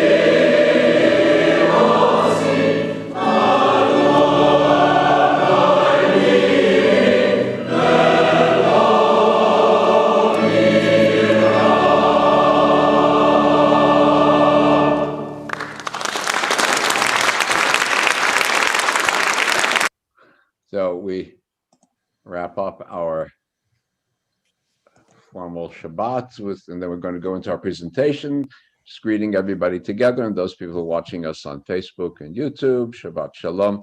Next week, God willing, we'll be in the flesh. We'll try to also set things up. Carmen, I'll have to get with you. Maybe Jeff, you also, maybe Friday morning, just to walk through the logistics, where we'll set up, how we'll set up. I want to make it so that everybody's comfortable. We thought about going outside, but outside, we don't know the temperature, the weather, and for security, we're better inside anyway. I worry about it, security. I suggest, Rabbi, you do that before Friday, because if the chaps have to do any setting up, that it needs to be arranged. Okay. How would Thursday morning work for everybody? Thursday morning. I just need to make sure of my schedule. Okay, let's then look at Thursday. I think I'm clear. I'll keep everything. I'll double check. Okay, Thursday may be better than you have a day in advance. Okay. No, they just need the time to set up. Right. It doesn't get done. Okay. All right. People do it. Good. No, that'll be good. Okay, we have to figure out logistics with the camera and laptop, everything else also. Very good. Okay. So now to the task at hand, which is my theme for this Shabbat. Let me enlarge this for us all, pull this away, and there we go. This fellow in front of us, let me put his face here. Moses Mendelssohn, from Moses to Moses. Remember that quote? It's about Moses, the lawgiver, Rabbeinu, to Moses Maimonides. And I would add to Moses Mendelssohn, the one who, like Moses Maimonides, opened the gates of the modern world of his time to the Jewish community, and opened the Jewish community to the gates of the modern world. Put it that way. Or I subtitled How a Jewish Hunchback Conquered the Gates of Berlin and Opened the Doors of the West for both Jews and Christians, politically and intellectually. And I have here a picture of Mendelssohn. This is a very nice picture of him, attributed to, I forgot the artist. Notice I'm starting to put attributions. We've been hit by fine because there are people that do bottom feeding for easy marks. So I'm putting the attributions wherever I have a picture. All right. Google is very good about, if there's music, they'll immediately notify and they'll say this can't be shown. They'll hold it until you either if there's a problem, you can remove it. In most cases, they don't have a problem with it, but they'll notify you if you can advertise on it or not. So they're very good. They give advance warning, but other people don't. So now to my point. Back in 1985, I was part of a rabbinic delegation to Germany, and we met with representatives of the foreign ministry. And the thing that struck out in my mind most was that one of the representatives was sub-minister for whatever division. We Germans suffered a great loss with the disappearance of the Jews. German-speaking Jews were the vehicle whereby Germany's culture was spread throughout the world. Now it's crying over spilt milk, but it's true. These ideals, the best parts of Germany, Goethe, Kant, Marx when he was on the good side. And they spread into East Europe, Russia, westward to America. And in the 1930s, American institutions would be shaped by a surge of German refugees, heavily Jewish, primarily Jewish. And that's how we got the atom bomb, but it's also how we got our music, contemporary music, movie, a lot of contemporary movie people, social studies, psychology coming in from there. So I'm going to quote from my book. That's a shameless pitch for my own book, Courage of the Spirits, about my father's experiences growing up. And I talk about this transition period. 2.5 centuries ago, a hunchbacked Talmud scholar named Moses Mendelssohn made his way from his native town of Dessau and journeyed to Berlin to follow his teacher. Young Mendelssohn soon became one of the foremost philosophers of his day, the inspiration for the opening of German society to Jews and the opening of Jews to German thought. His teachings were the foundation of what would become the Jewish Enlightenment, known as the Haskalah. A maskil, some of you know, someone who is generally well educated. Berlin would continue to be the magnet for the great figures of modern Jewish history, and the German Kulturkreise, sphere of cultural influence, would give rise to marvelous symbiosis between Judaism and modernity. And looking backwards through the lens of the Holocaust, such a combination of German and Jewish seems almost unbelievable, a mythical chimera. In the 20th century, in the aftermath of World War II, the movement of seminal Jewish figures to Berlin continued. I'm going to fix that. It says it should be World War I, not World War II. The city served as the meeting ground between the world of classical Jewish tradition and modernity. So I'm talking about our more modern times even. Rav Soloveitchik, who is the key figure of modern Orthodox Jewry, came to Berlin to study his doctorate under Hermann Cohen. And so Soloveitchik's name is still the name among educated Orthodox Jewry. And then there's Rabbi Menachem Mendel Schneerson, right? Came from East Europe to Berlin to do advanced studies in philosophy, mathematics, and physics. The great seminal figure of Chabad Hasidism. And then there's Rabbi Avram Yeshua Heschel, right? Heir to Hasidic dynasty. Of Abt, came from Warsaw to Berlin as a Yiddish poet. He attended the liberal rabbinical academy, Hochschule, für die Wissenschaft des Judentums, where my father studied at the same time. They got to know each other. And also studied for his doctorate at the University of Berlin. Right? This is the same Heschel who marched arm in arm with Dr. Luther King in Selma. And Heschel promoted the cause of the blacks in America, and King promoted the cause of the Jews in the Soviet Union, arm in arm. And it was my privilege as a student of rabbinical school to have been Heschel's assistant. Well, what else? What's the best example of this German-Jewish symbiosis? Albert Einstein came to Berlin to continue scientific work, right? Committed to the Jewish people, not necessarily as a traditional Jew, but this was an emblem of German-Jewish symbiosis. And so my father came to Berlin. We have to add also the route for Jewish culture leads to Vienna, where my father grew up, land of waltz, and then Jewishly Herzl, Buber, and Freud, and Frankfurt, where I was born, home to Goethe. And from a Jewish point, the Rothschilds and finance, modern finance, and Rosenzweig, modern Jewish philosophy. All that coming out. What else came out of this circle, right? The Jews are become the driving force of economics, science, and culture up until the Holocaust in Germany. German literature, Heinrich Heine, the modern financial system, the Rothschilds family. Political science and philosophy, Karl Marx, Marcuse, Adorno, Arendt, right? Psychology, Freud, science, Einstein. Germany was the language of culture of Europe also. Part of it was a very smart move on the part of the Habsburgs, who just married everybody across Europe. And so there was a German speaker in every court. The English had German-speaking kings also. Didn't hurt, right? That's enabled the spread of this influence. But the Jews were this vehicle. That's what the German ambassador had said. Right? And one other thought is that the Germans, because they did not have big navies, could not conquer overseas, so they conquered inland. And they ended up chewing up pieces of Poland, Galicia, pieces of France, and they inherited Yiddish-speaking Jews, and it was very easy for those to adopt to German. So much in the Jewish world, what happened in the Jewish world? We have a new approach called Haskalah. Haskalah, from the word reason. It is the Jewish equivalent to the word enlightenment, which was what was happening in France and Germany, the European Enlightenment, right? And this gives birth to our modern movements. The Reform movement is an outcome of this. The Orthodox movement is a reaction to it, but it's shaped by it. The Conservative movement, a reaction to the Reform of the Orthodox. Jewish socialism, a reaction to Marx as a Jewish expression. Yiddish as a literary language, the rebirth of Hebrew, right? Because the rediscovery of national entities also comes as a reaction to the universalism of the Enlightenment, but it's part of it. The rise of cultural and political Zionism as the European Enlightenment failed to really come through. It was paralleled in tandem also though, with the political principle of emancipation of the Jews. And it's the same word used for the end of slavery in the United States, the same word used for the end of serfdom in Tsarist Russia. The Jew was owned by the state or by the baron. Now he was emancipated, right? The medieval structure of the Jew as a separate nation was eliminated. Jews should be denied everything as a nation, but granted everything as individuals. One of the great French revolutionaries set up the principle, right? So this is part of that Haskalah, this part of this opening up of the Jew to Europe, to world civilization. Now, it also involved assimilation, both in a positive and a negative sense. Positive, a sense of gaining rights and working freely, right?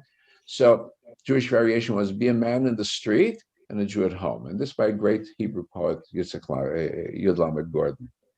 But it's also negative in the sense of disappearing as a Jew. Conversion could now be acceptable, right? The Israeli had a feud with the synagogue. His father had a feud, went to the church. Mark's father found it convenient to raise the kids Jewish. Heine couldn't get to work as a lawyer, became a Christian, right? He remained a Jew, but he became a Christian. It didn't mean anything anymore. To quote from the Henry of Navarre, the king, the Protestant who became Catholic king of France, he said, Paris is worth a mass. Promotion is worth a mass, right? Christianity no longer meant very much, so one could become a Christian. And unfortunately for our own Mendelssohn, his children, grandchildren, many of them converted. I don't know how many descendants remained actually Jewish. Among them, the famous composer Felix Mendelssohn, Bartholdy, Your Wedding March.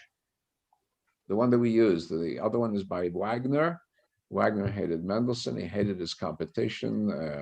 But they're married to each other literally because same musical culture, right? Well, no. At a wedding, the wedding march is by Mendelssohn, and then you go out through with Wagner's music. So they're married to but each not other. in a Jewish wedding. Wagner's verboten.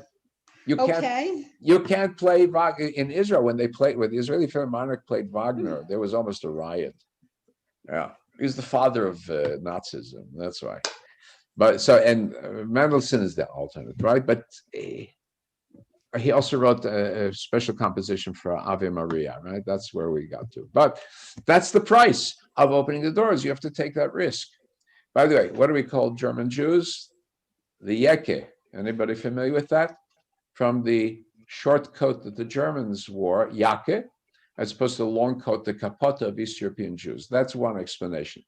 But the other one, if you know Yekes, it's Yudi Kasher Oref, a stubborn, stiff-necked Jew. It's the initials, abbreviations. Overly punctual, overly literal, overly meticulous. That's the characteristic of the Yeke. An example, my father told me, he was a young student, a rabbinical student in Berlin. They sent him to lead an overflow service for high holidays. The head of the rabbinical school is the great Rabbi Leo Beck, called the president of the congregation there, and said, well, how was Weinberg? And he said he had the wrong tie. That's a Yeke.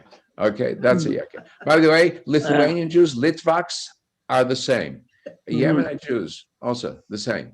I asked my father why Menachem Begin, Prime Minister of Israel, always was in a jacket and tie when nobody else wore suits and tie. And he says, because it's Polish. What do you mean Polish? Poles had to prove they were more German than the German Jews. Set the standards. Okay. They also set up the American Jewish Committee. All these institutions that we have were set by Jews who came, revolutionaries actually, who ran for their lives from Germany in the 1840s. So, yeah, but the German Jews in big cities like New York and in Buenos Aires, they frowned down upon Polish Jews. They frowned down upon the Easterners. They thought they were superior. Yeah. But the reason, what happened was that because they frowned on when the Russian Jews came to the United States, the German Jews looked at them, were very embarrassed. And what did they do? They pumped money into them, opened up schools, opened up support, actually funded the Jewish Theological Seminary to have rabbis who would speak good English and teach these barbarians civilization. All right? So, and the Russian Jews took over the Jewish community. You don't find that much of the German Jewish world anymore in the United States. So, but what's interesting, what is this shift?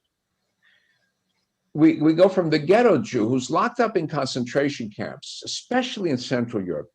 Eastern Europe, Jews were actually in a better position until the 1640s, 1650s, but in Central Europe, concentration camps. It was the ghetto. It was, to some extent, the Jews wanted it, keep isolated, but to a great extent, they were afraid of us. And so the ghetto was locked, kept locked, overcrowded conditions, prone to fire, prone to riots from the neighbors. The ghetto door was locked at night. Jews could not leave.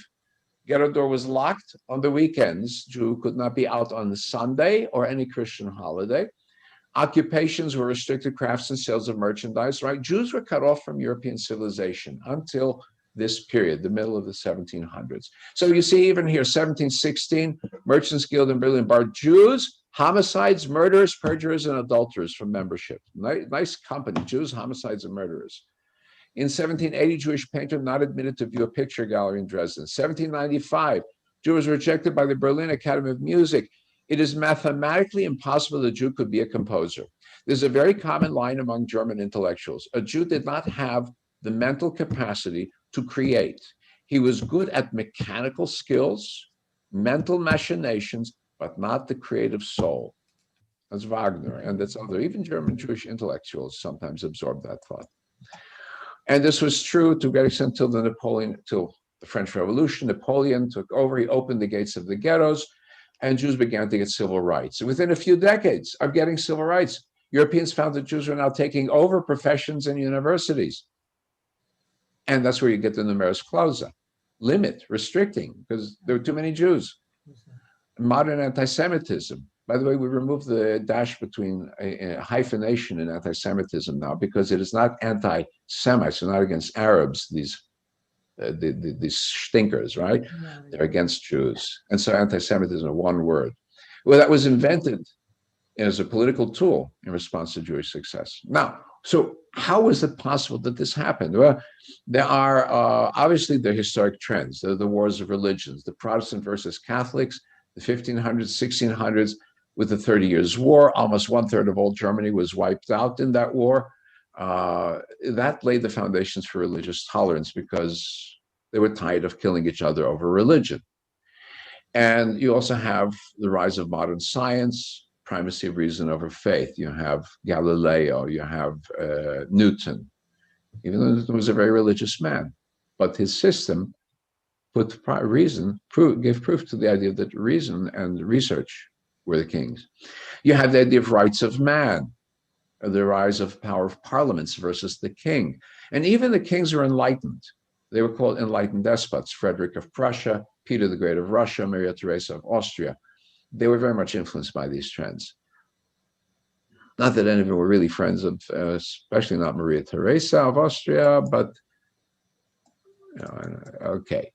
Now, it's very interesting how times change. Remember, I did a discussion about the Ramban, Rabbi Ben Nachman, Moshe Ben Nachman, chased out of Barcelona because he won the debate against Christianity, and his own friend, the king, couldn't save him.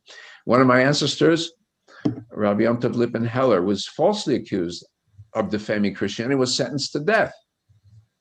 And then he was let off again because he had friends in court, exiled from Prague to Krakow. That was just a century before the hero of this account was born. So we will see how the tables had turned in the space of a century to make this possible. So we go to Moses Mendelssohn of Dessau. Dessau, a small town about 100 kilometers or so from Berlin. Creative and eclectic, from an article in Stanford Encyclopedia of the Philosophy. A creative and eclectic thinker whose writings on metaphysics and aesthetics, political theory, and theology, together with his Jewish heritage, place him at the focal point of the German Enlightenment for over 3 decades. Dubbed the Jewish Luther, he contributed significantly to the life of the Jewish community and letters in Germany, campaigning for civil rights and translating Pentateuch and Psalms into Germany. So what was his beginning? Taken from the Jewish Encyclopedia. Born in Dessau, 1729, died 1786. Father was a poor man, a sofer, scribe, but he scraped together what he could to teach his son himself, and then he continued studies under the rabbi of Dessau, David Frankel, who introduced him to Maimonides' Morad Nevuchim. Now, this is a little kid he's teaching Rambam's philosophy.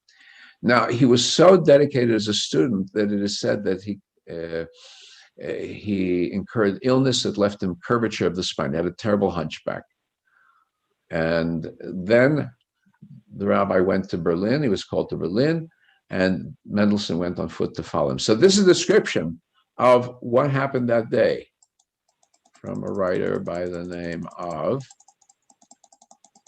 Liliana Ruth Firestein. On a cold day, October 1743, the gatekeeper, who according to law guarded the Rosenthal Gate in Berlin, granted entry to Moshe Mendel, Moses Mendelssohn, from Dessau.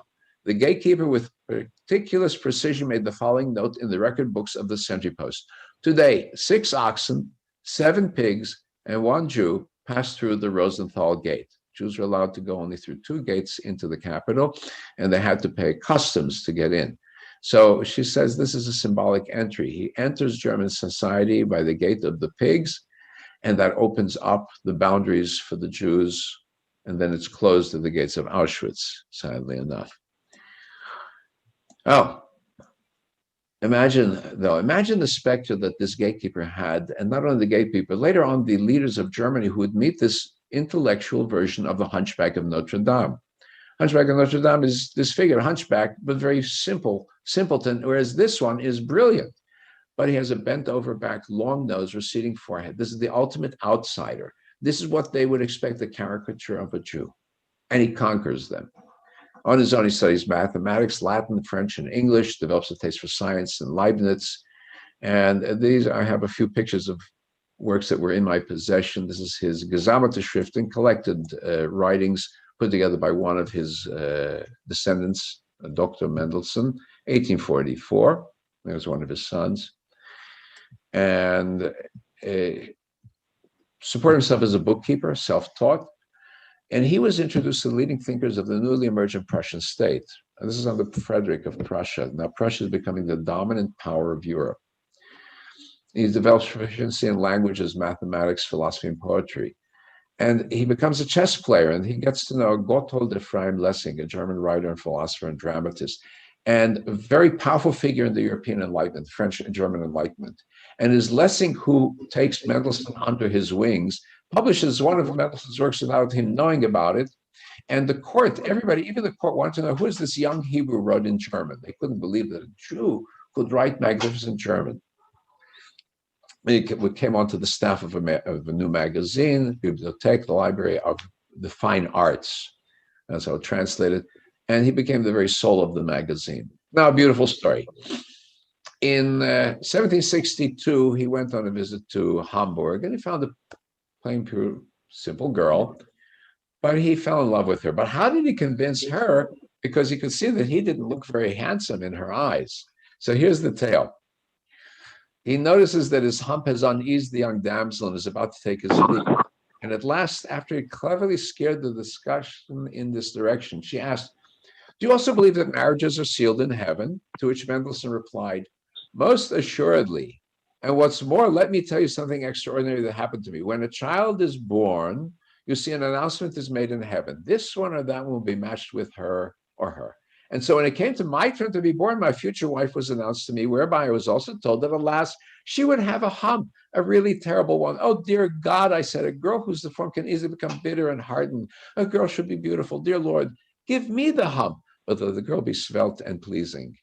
Whereupon Fromet, so the story goes, embraces him overcome. Now, if that's the real story, I don't know, it's a family tradition, but there must have been a core of truth to it because he really swept her off her feet. Beautiful story. And they go on to found the family and have very prominent children. All right?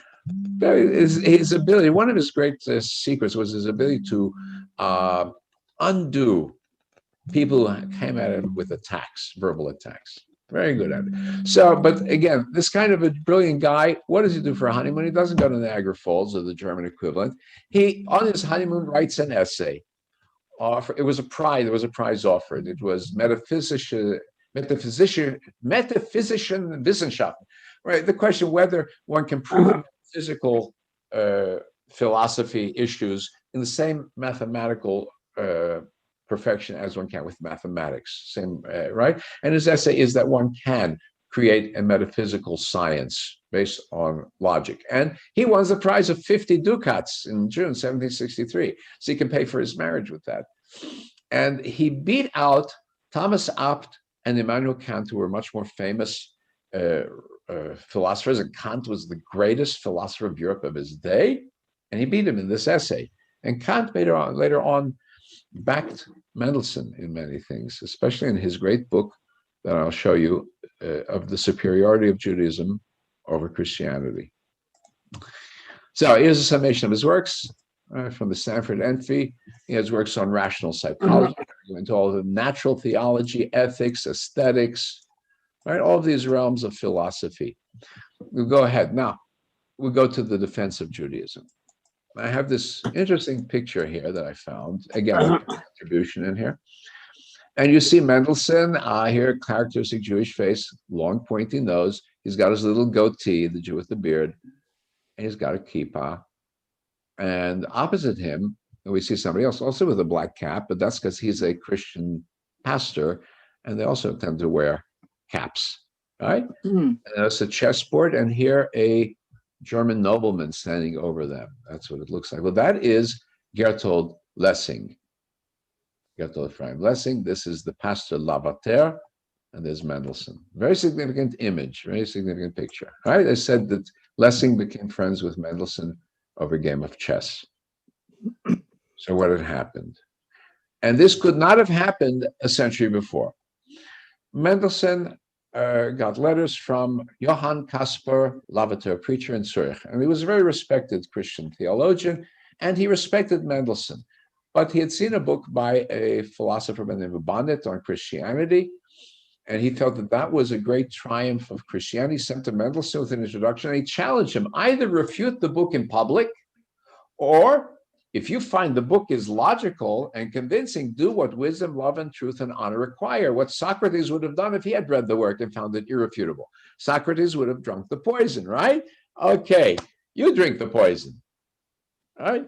This was very distressing to Mendelssohn because he didn't want to get into religious disputes. But now he owed it to himself, his inmost conviction and his honor, his reputation, make a public answer. What he did, though, is he went to the consistory, which would be the church court, because he didn't want to get executed or expelled. And the court was willing to allow him to reply, confiding in his wisdom and modesty. No, he would not go and make something vicious. And so he gave his refutation, and his answer is a model of Stoic common dialectic acuteness. He declared that his belief in the truth of his own religion was unshakable. If I had changed my faith at heart, it would be the utmost abject baseness not to wish to confess the truth according to my inmost conviction, right? If I really believe that my religion was not right, I have to declare it. But if I were indifferent to both religions and mocked or scorned all revelation, well, then I would know what wisdom would counsel were conscience silent.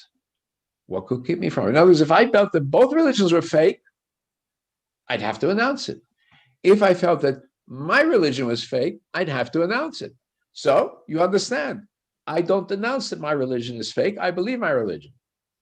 So Lavater regretted that he had pushed him into a corner, and they kept correspondence. He was never buddy with him again, but they were in touch. And Lavater helped him out in a particular quest for the Jews of Switzerland later on. Now, had that happened a century earlier, Mendelssohn would have been burned at the stake or driven out of town on a rail. That's what happened to my ancestor. That's what happened to the Ramban. Well, now we enter into Moses in this reaction to this debate, which is publicly attested, right, printed in the news, begins to turn to the Jewish community. You realize that he has to work for Judaism because he's still a believing Jew. He's an observant Jew. We'll call that. He's what we call orthoprax.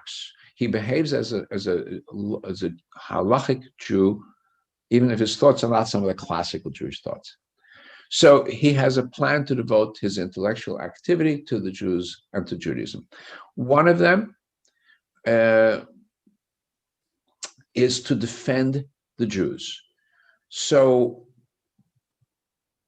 for example, in Switzerland, there were two communities, the only places in which Jews were allowed in Switzerland at that time. Remember, it was very hard, even through World War II, for Jews to get into Switzerland.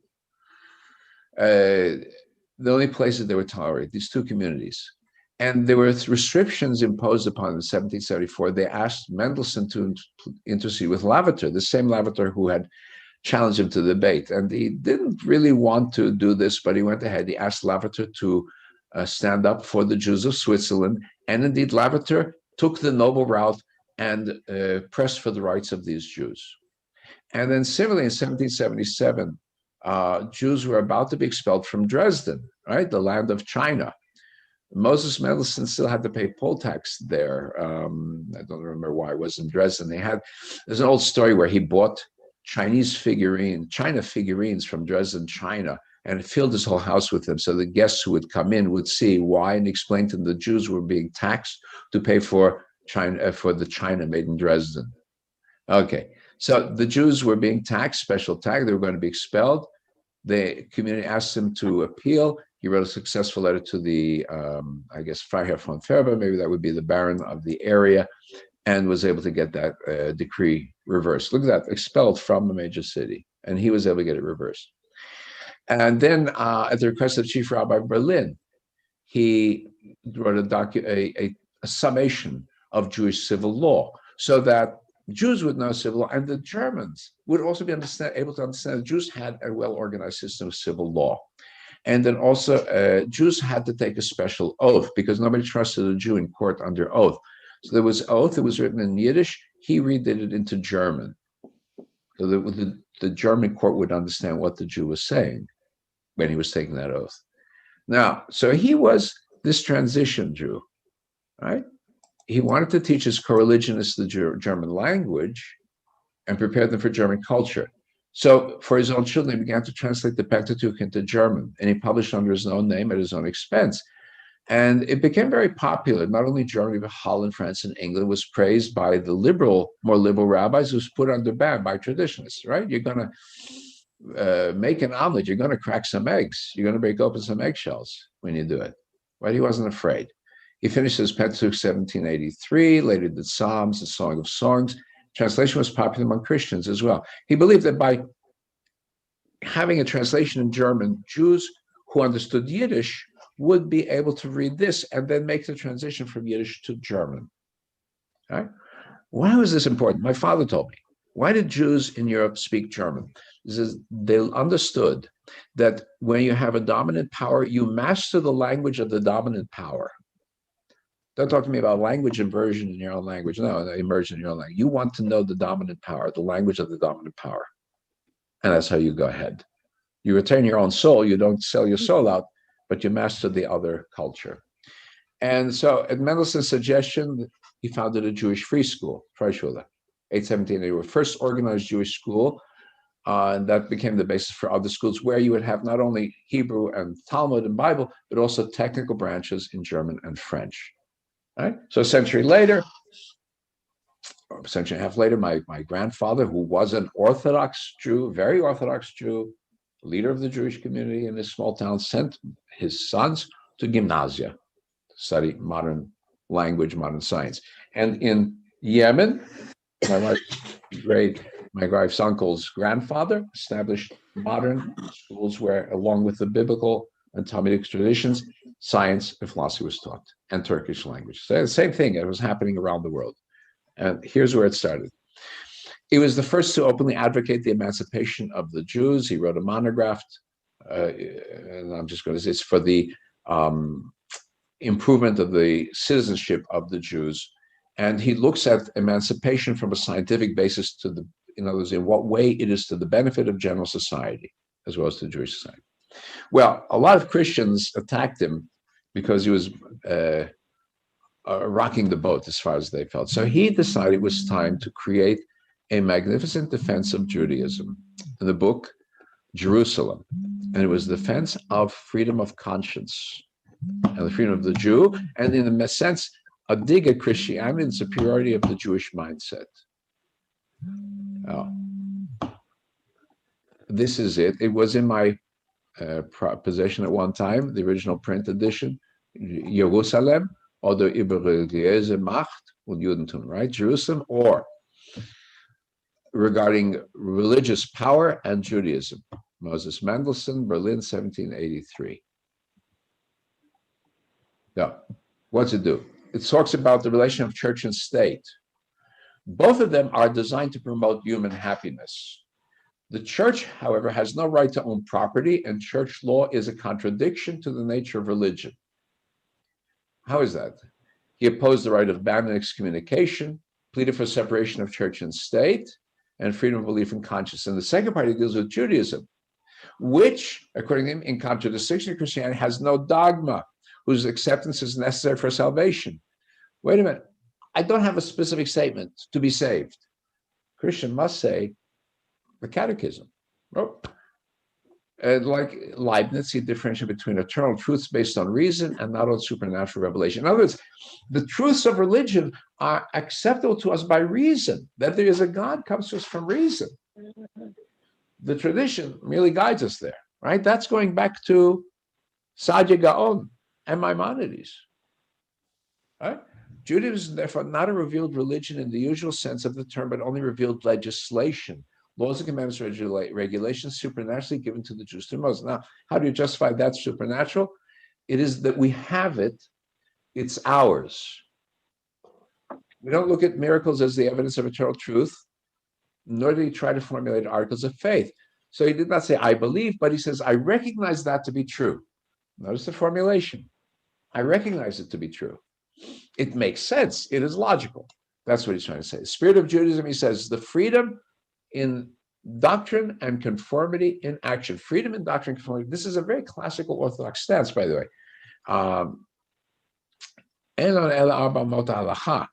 We have nothing except the four walls of the halacha, 4 yards of halacha. That is what we have, our behavior. All else is open. It's a very classic Orthodox position, but he presents it in a modern language. And he says, he says, then the halacha, ceremonial law, is a writ, living, quickening the mind and heart, full of meaning, having the closest affinity with speculative religious knowledge. The indispensable bond, indissoluble bond, forever to unite all those who are born into Judaism. What divine law has ordained cannot be repealed by reason, which is no less divine.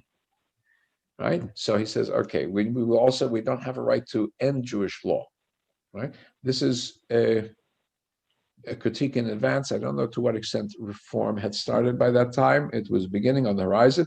But the idea of, well, let's get rid of the Jewish law. No, the law is at our core. Now, it was not a big success right away, but Immanuel Kant, the great philosopher, called it an irrefutable book. He said, you cannot deny his position. You can't really argue against it. It's the proclamation of a great reform, however, slow manifestation progress, will affect not only your nation, but others as well. In other words, the way he challenged Christianity, being based on faith, as opposed to being based on the reason, will undermine Christianity. And it's told, and he had a great point. Some quotes, the state has physical power and use it when necessary. The power of religion is love and beneficence, right? So both state and power are essential. But it's the state needs to use the power of force and coercion. Religion needs to use influence, love, and benefits.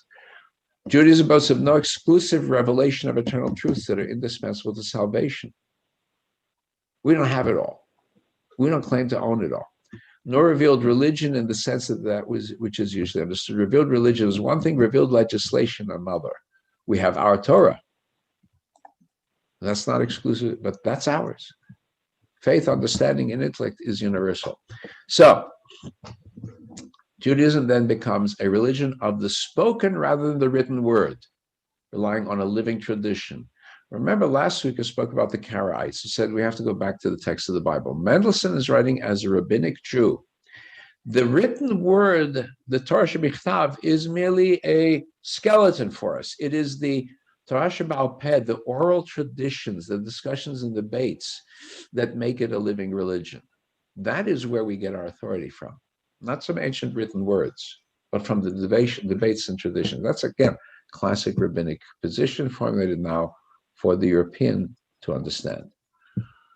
Okay, well, I'm going to wrap up with something very beautiful, because Lessing, who was Mendelssohn's best and dearest friend, had erected a noble monument to his friend Nathan the Wise. And Mendelssohn is the hero in this story. It's set in the medieval times during the Crusades.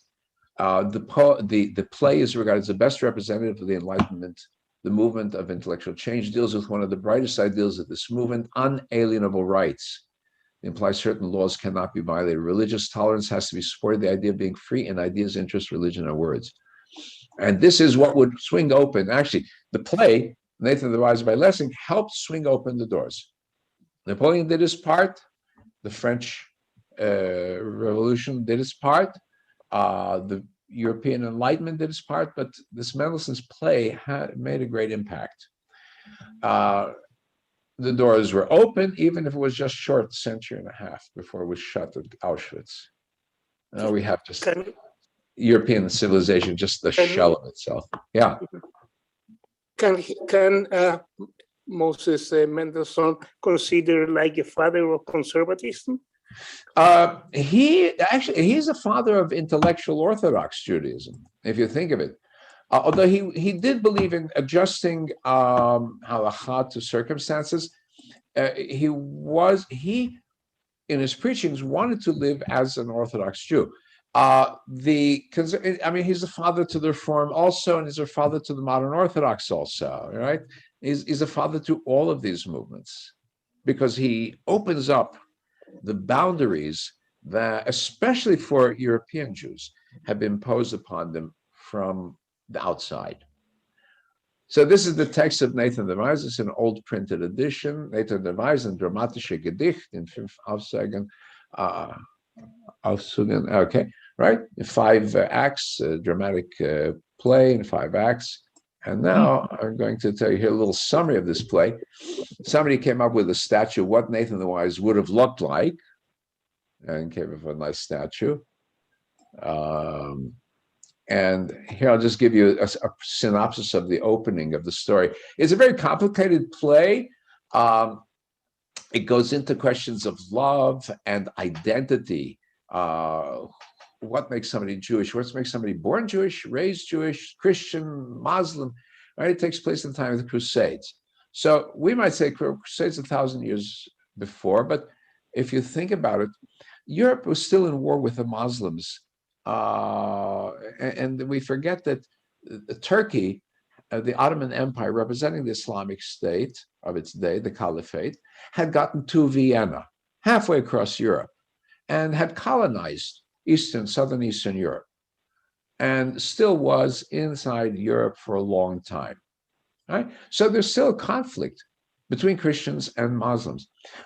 This was going on also in the Mediterranean, where Christian ships were pirated by Muslim ships coming out of North Africa. That's why the United States, we have the song for the Marines, To the Shores of Tripoli, is because the United States had to get involved in the conflict. All right, so it's a long-standing, still active when this play is being written, this conflict. And the Jew is in between. So here's the synopsis. Nathan, a Jewish merchant, returns to Jerusalem after a business journey. Learns that his adopted daughter Recha has been rescued from a fire hall by a young German Templar of the Third Crusade. And he is a captive whom the Saracen, Sultan Saladin, spared because he resembles Saladin's brother. Right? The questions here about who's really the son of who. It plays on in the story. Nathan, to whom it was said God had given the greatest gift, wisdom, and the most worthless, right? Riches, right? The riches are worthless, but the wisdom is what's really valuable. Goes to thank the Templar who wanders daily about the Savior's tomb.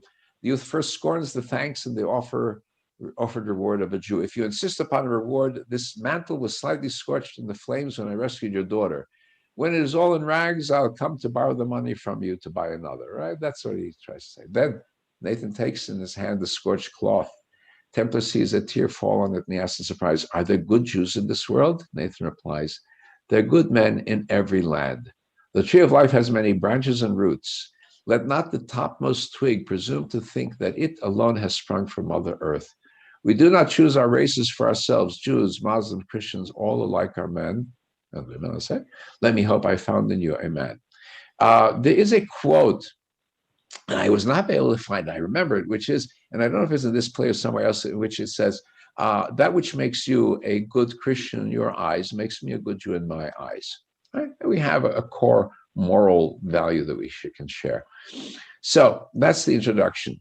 Okay, and then here's where we get to the very beautiful part of this play. It's called The Parable of the Three Rings, and this has been repeated and redone, reworked over and over, especially by educators in all languages because of the lesson. So what happens is that Saladin is disturbed by the continuing warfare between Christians and Muslims.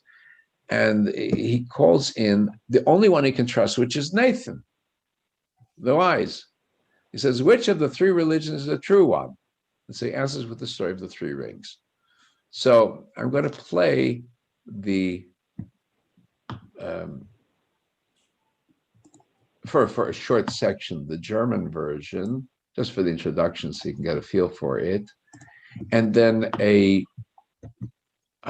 paraphrasing of it in English that I thought just carries the story very well. So we're going to start here. I'm going to pull up. Okay, here we go. I was able to get captions in English. Da du nun so weise bist, so sage mir doch einmal, was für ein Glaube, was für ein Gesetz hat dir am meisten eingeleuchtet? Sultan, ich bin ein Jude. Und ich ein Muselmann, der Christ, ist zwischen uns. Von diesen 3 Religionen kann doch eine nur die wahre sein. Ein Mann wie du bleibt da nicht stehen, wo der Zufall der Geburt ihn hingeworfen, oder wenn er bleibt, bleibt er aus Einsicht, Gründen, Wahl des Bessern. Wohlan, lass mich die Gründe hören, denen ich selber nachzugrübeln nicht die Zeit gehabt. Lass mich die Wahl, die diese Gründe bestimmt, versteht sich im Vertrauen, wissen, damit ich sie zu meiner mache. Wie? Kann wohl sein, dass ich der erste Sultan bin, der eine solche Grille hat, die mich doch eines Sultans eben nicht so ganz unwürdig dünkt, nicht wahr? So rede doch. Oder willst du einen Augenblick dich zu bedenken? Gut. Ich gebe. Okay, notice that he doesn't want to answer. Lessing is, in a way, also channeling the debate that Mendelssohn had with the pastor Lavater. He's on the spot. All right, here he's on the spot. He has to be very careful how he answers. Very, very careful. So now we have this retelling, and I thought the fellow who did it reads it very well and carries it well. So there's Nathan the Wise. So they go get Nathan, and Nathan says, well, what do you want from me? Come on. So Saladin, he gets Nathan in front of him, and he says, hey, listen, don't be worried about this. I just want to ask you a question, and however you answer, your life depends on it. Which of these religions is the right religion?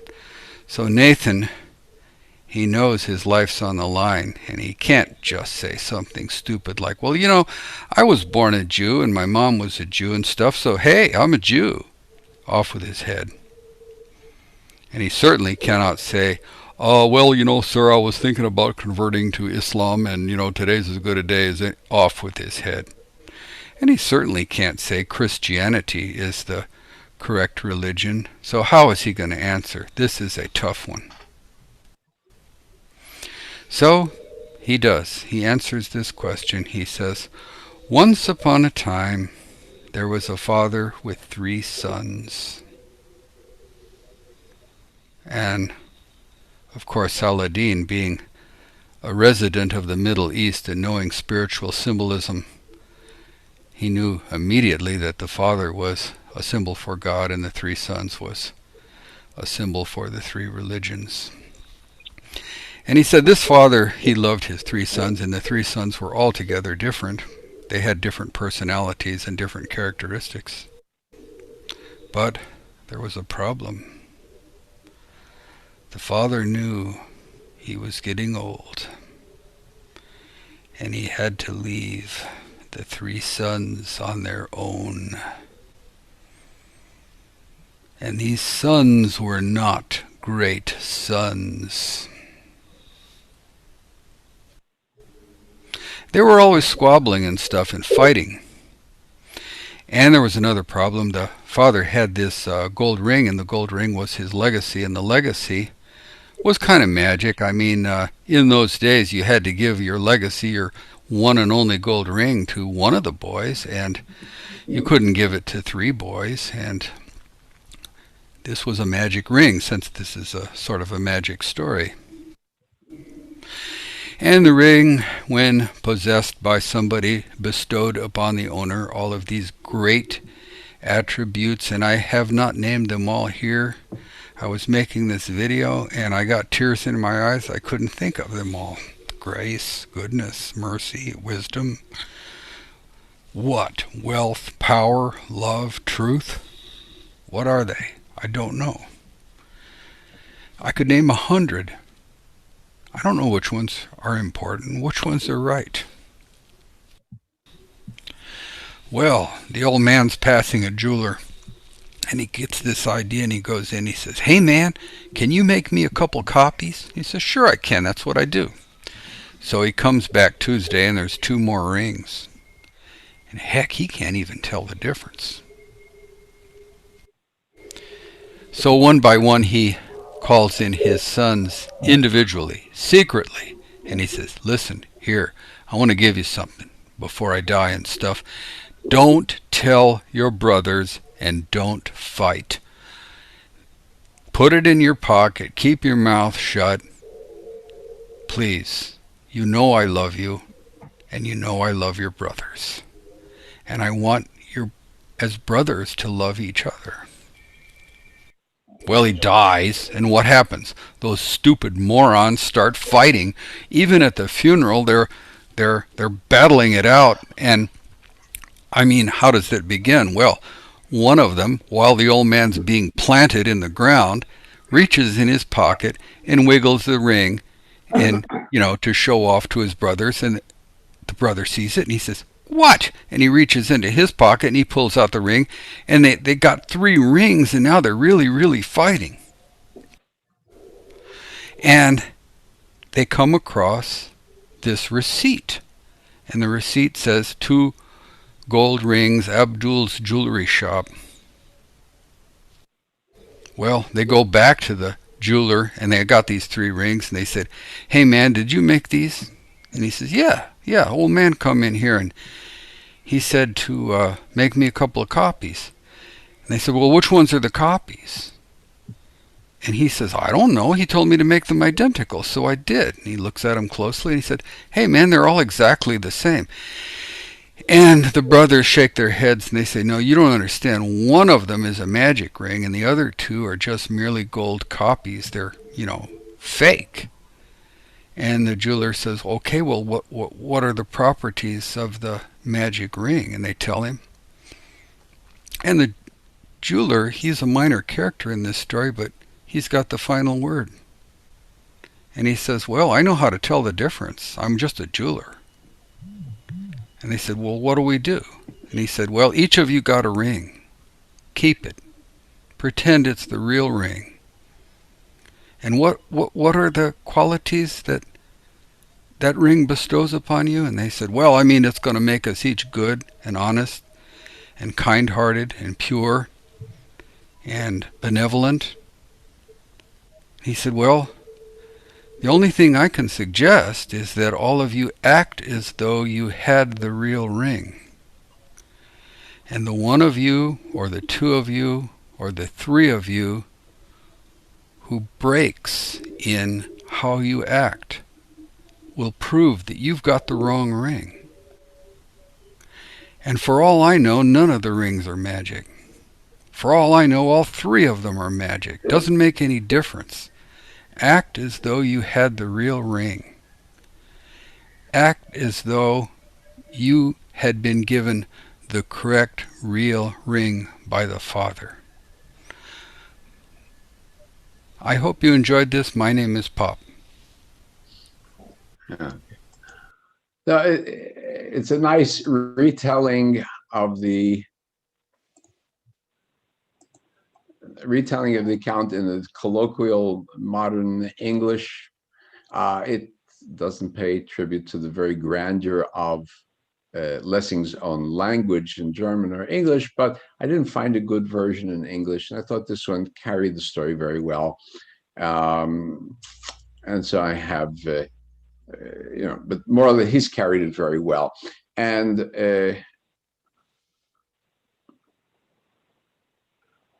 at the end of the story, actually, what happens is that the Sultan really needed money. And in Schiller's take, what he wanted to do was, okay, let me pull back up. In Lessing's story, what he really needed was money from Nathan. But he didn't want to ask Nathan directly. But after this account, now he goes and says, Nathan, can you help us out? I need money to help pay the debts from our wars, which Nathan does. Very, very complicated love affair. It turns out that the daughter is really the daughter of a Christian, but the knight may be the son of somebody in Saladin's family. And what makes them Jewish? What makes them Christian or Muslim? Right? And so this plea by Lessing for acceptance that we don't know, but let's act as if, right? That's it. Let's all act as if we do know, and then we'll behave correctly, right? Right now, there's still riots on the Temple Mount, Ramadan, we don't know who's responsible or not responsible. We have church bombings in Sri Lanka. We have, here in the United States, now the new thing, Asians are being picked on in the streets. Hasidim in New York still picked on heavily. Everybody's looking out to pick on the one who is different, right? And we pay a great price for it. We know it. We pay it on our backbone. We know it in our flesh. So anyway, next week, that's teachings from Mendelssohn, from his friend Lessing. Next week, we look to Shavuot, so the themes will be that of the teachings of Revelation. Shavuot, that'll be Shabbat, and then Monday, we'll do the Yizkor, Shavuot and Yizkor. So pre-Shavuot on Shabbat, and God willing, we'll be able to do it in person, in the flesh, and start coming back together. Okay. So to everyone, Shabbat Shalom. Shabbat Shalom. Everything good.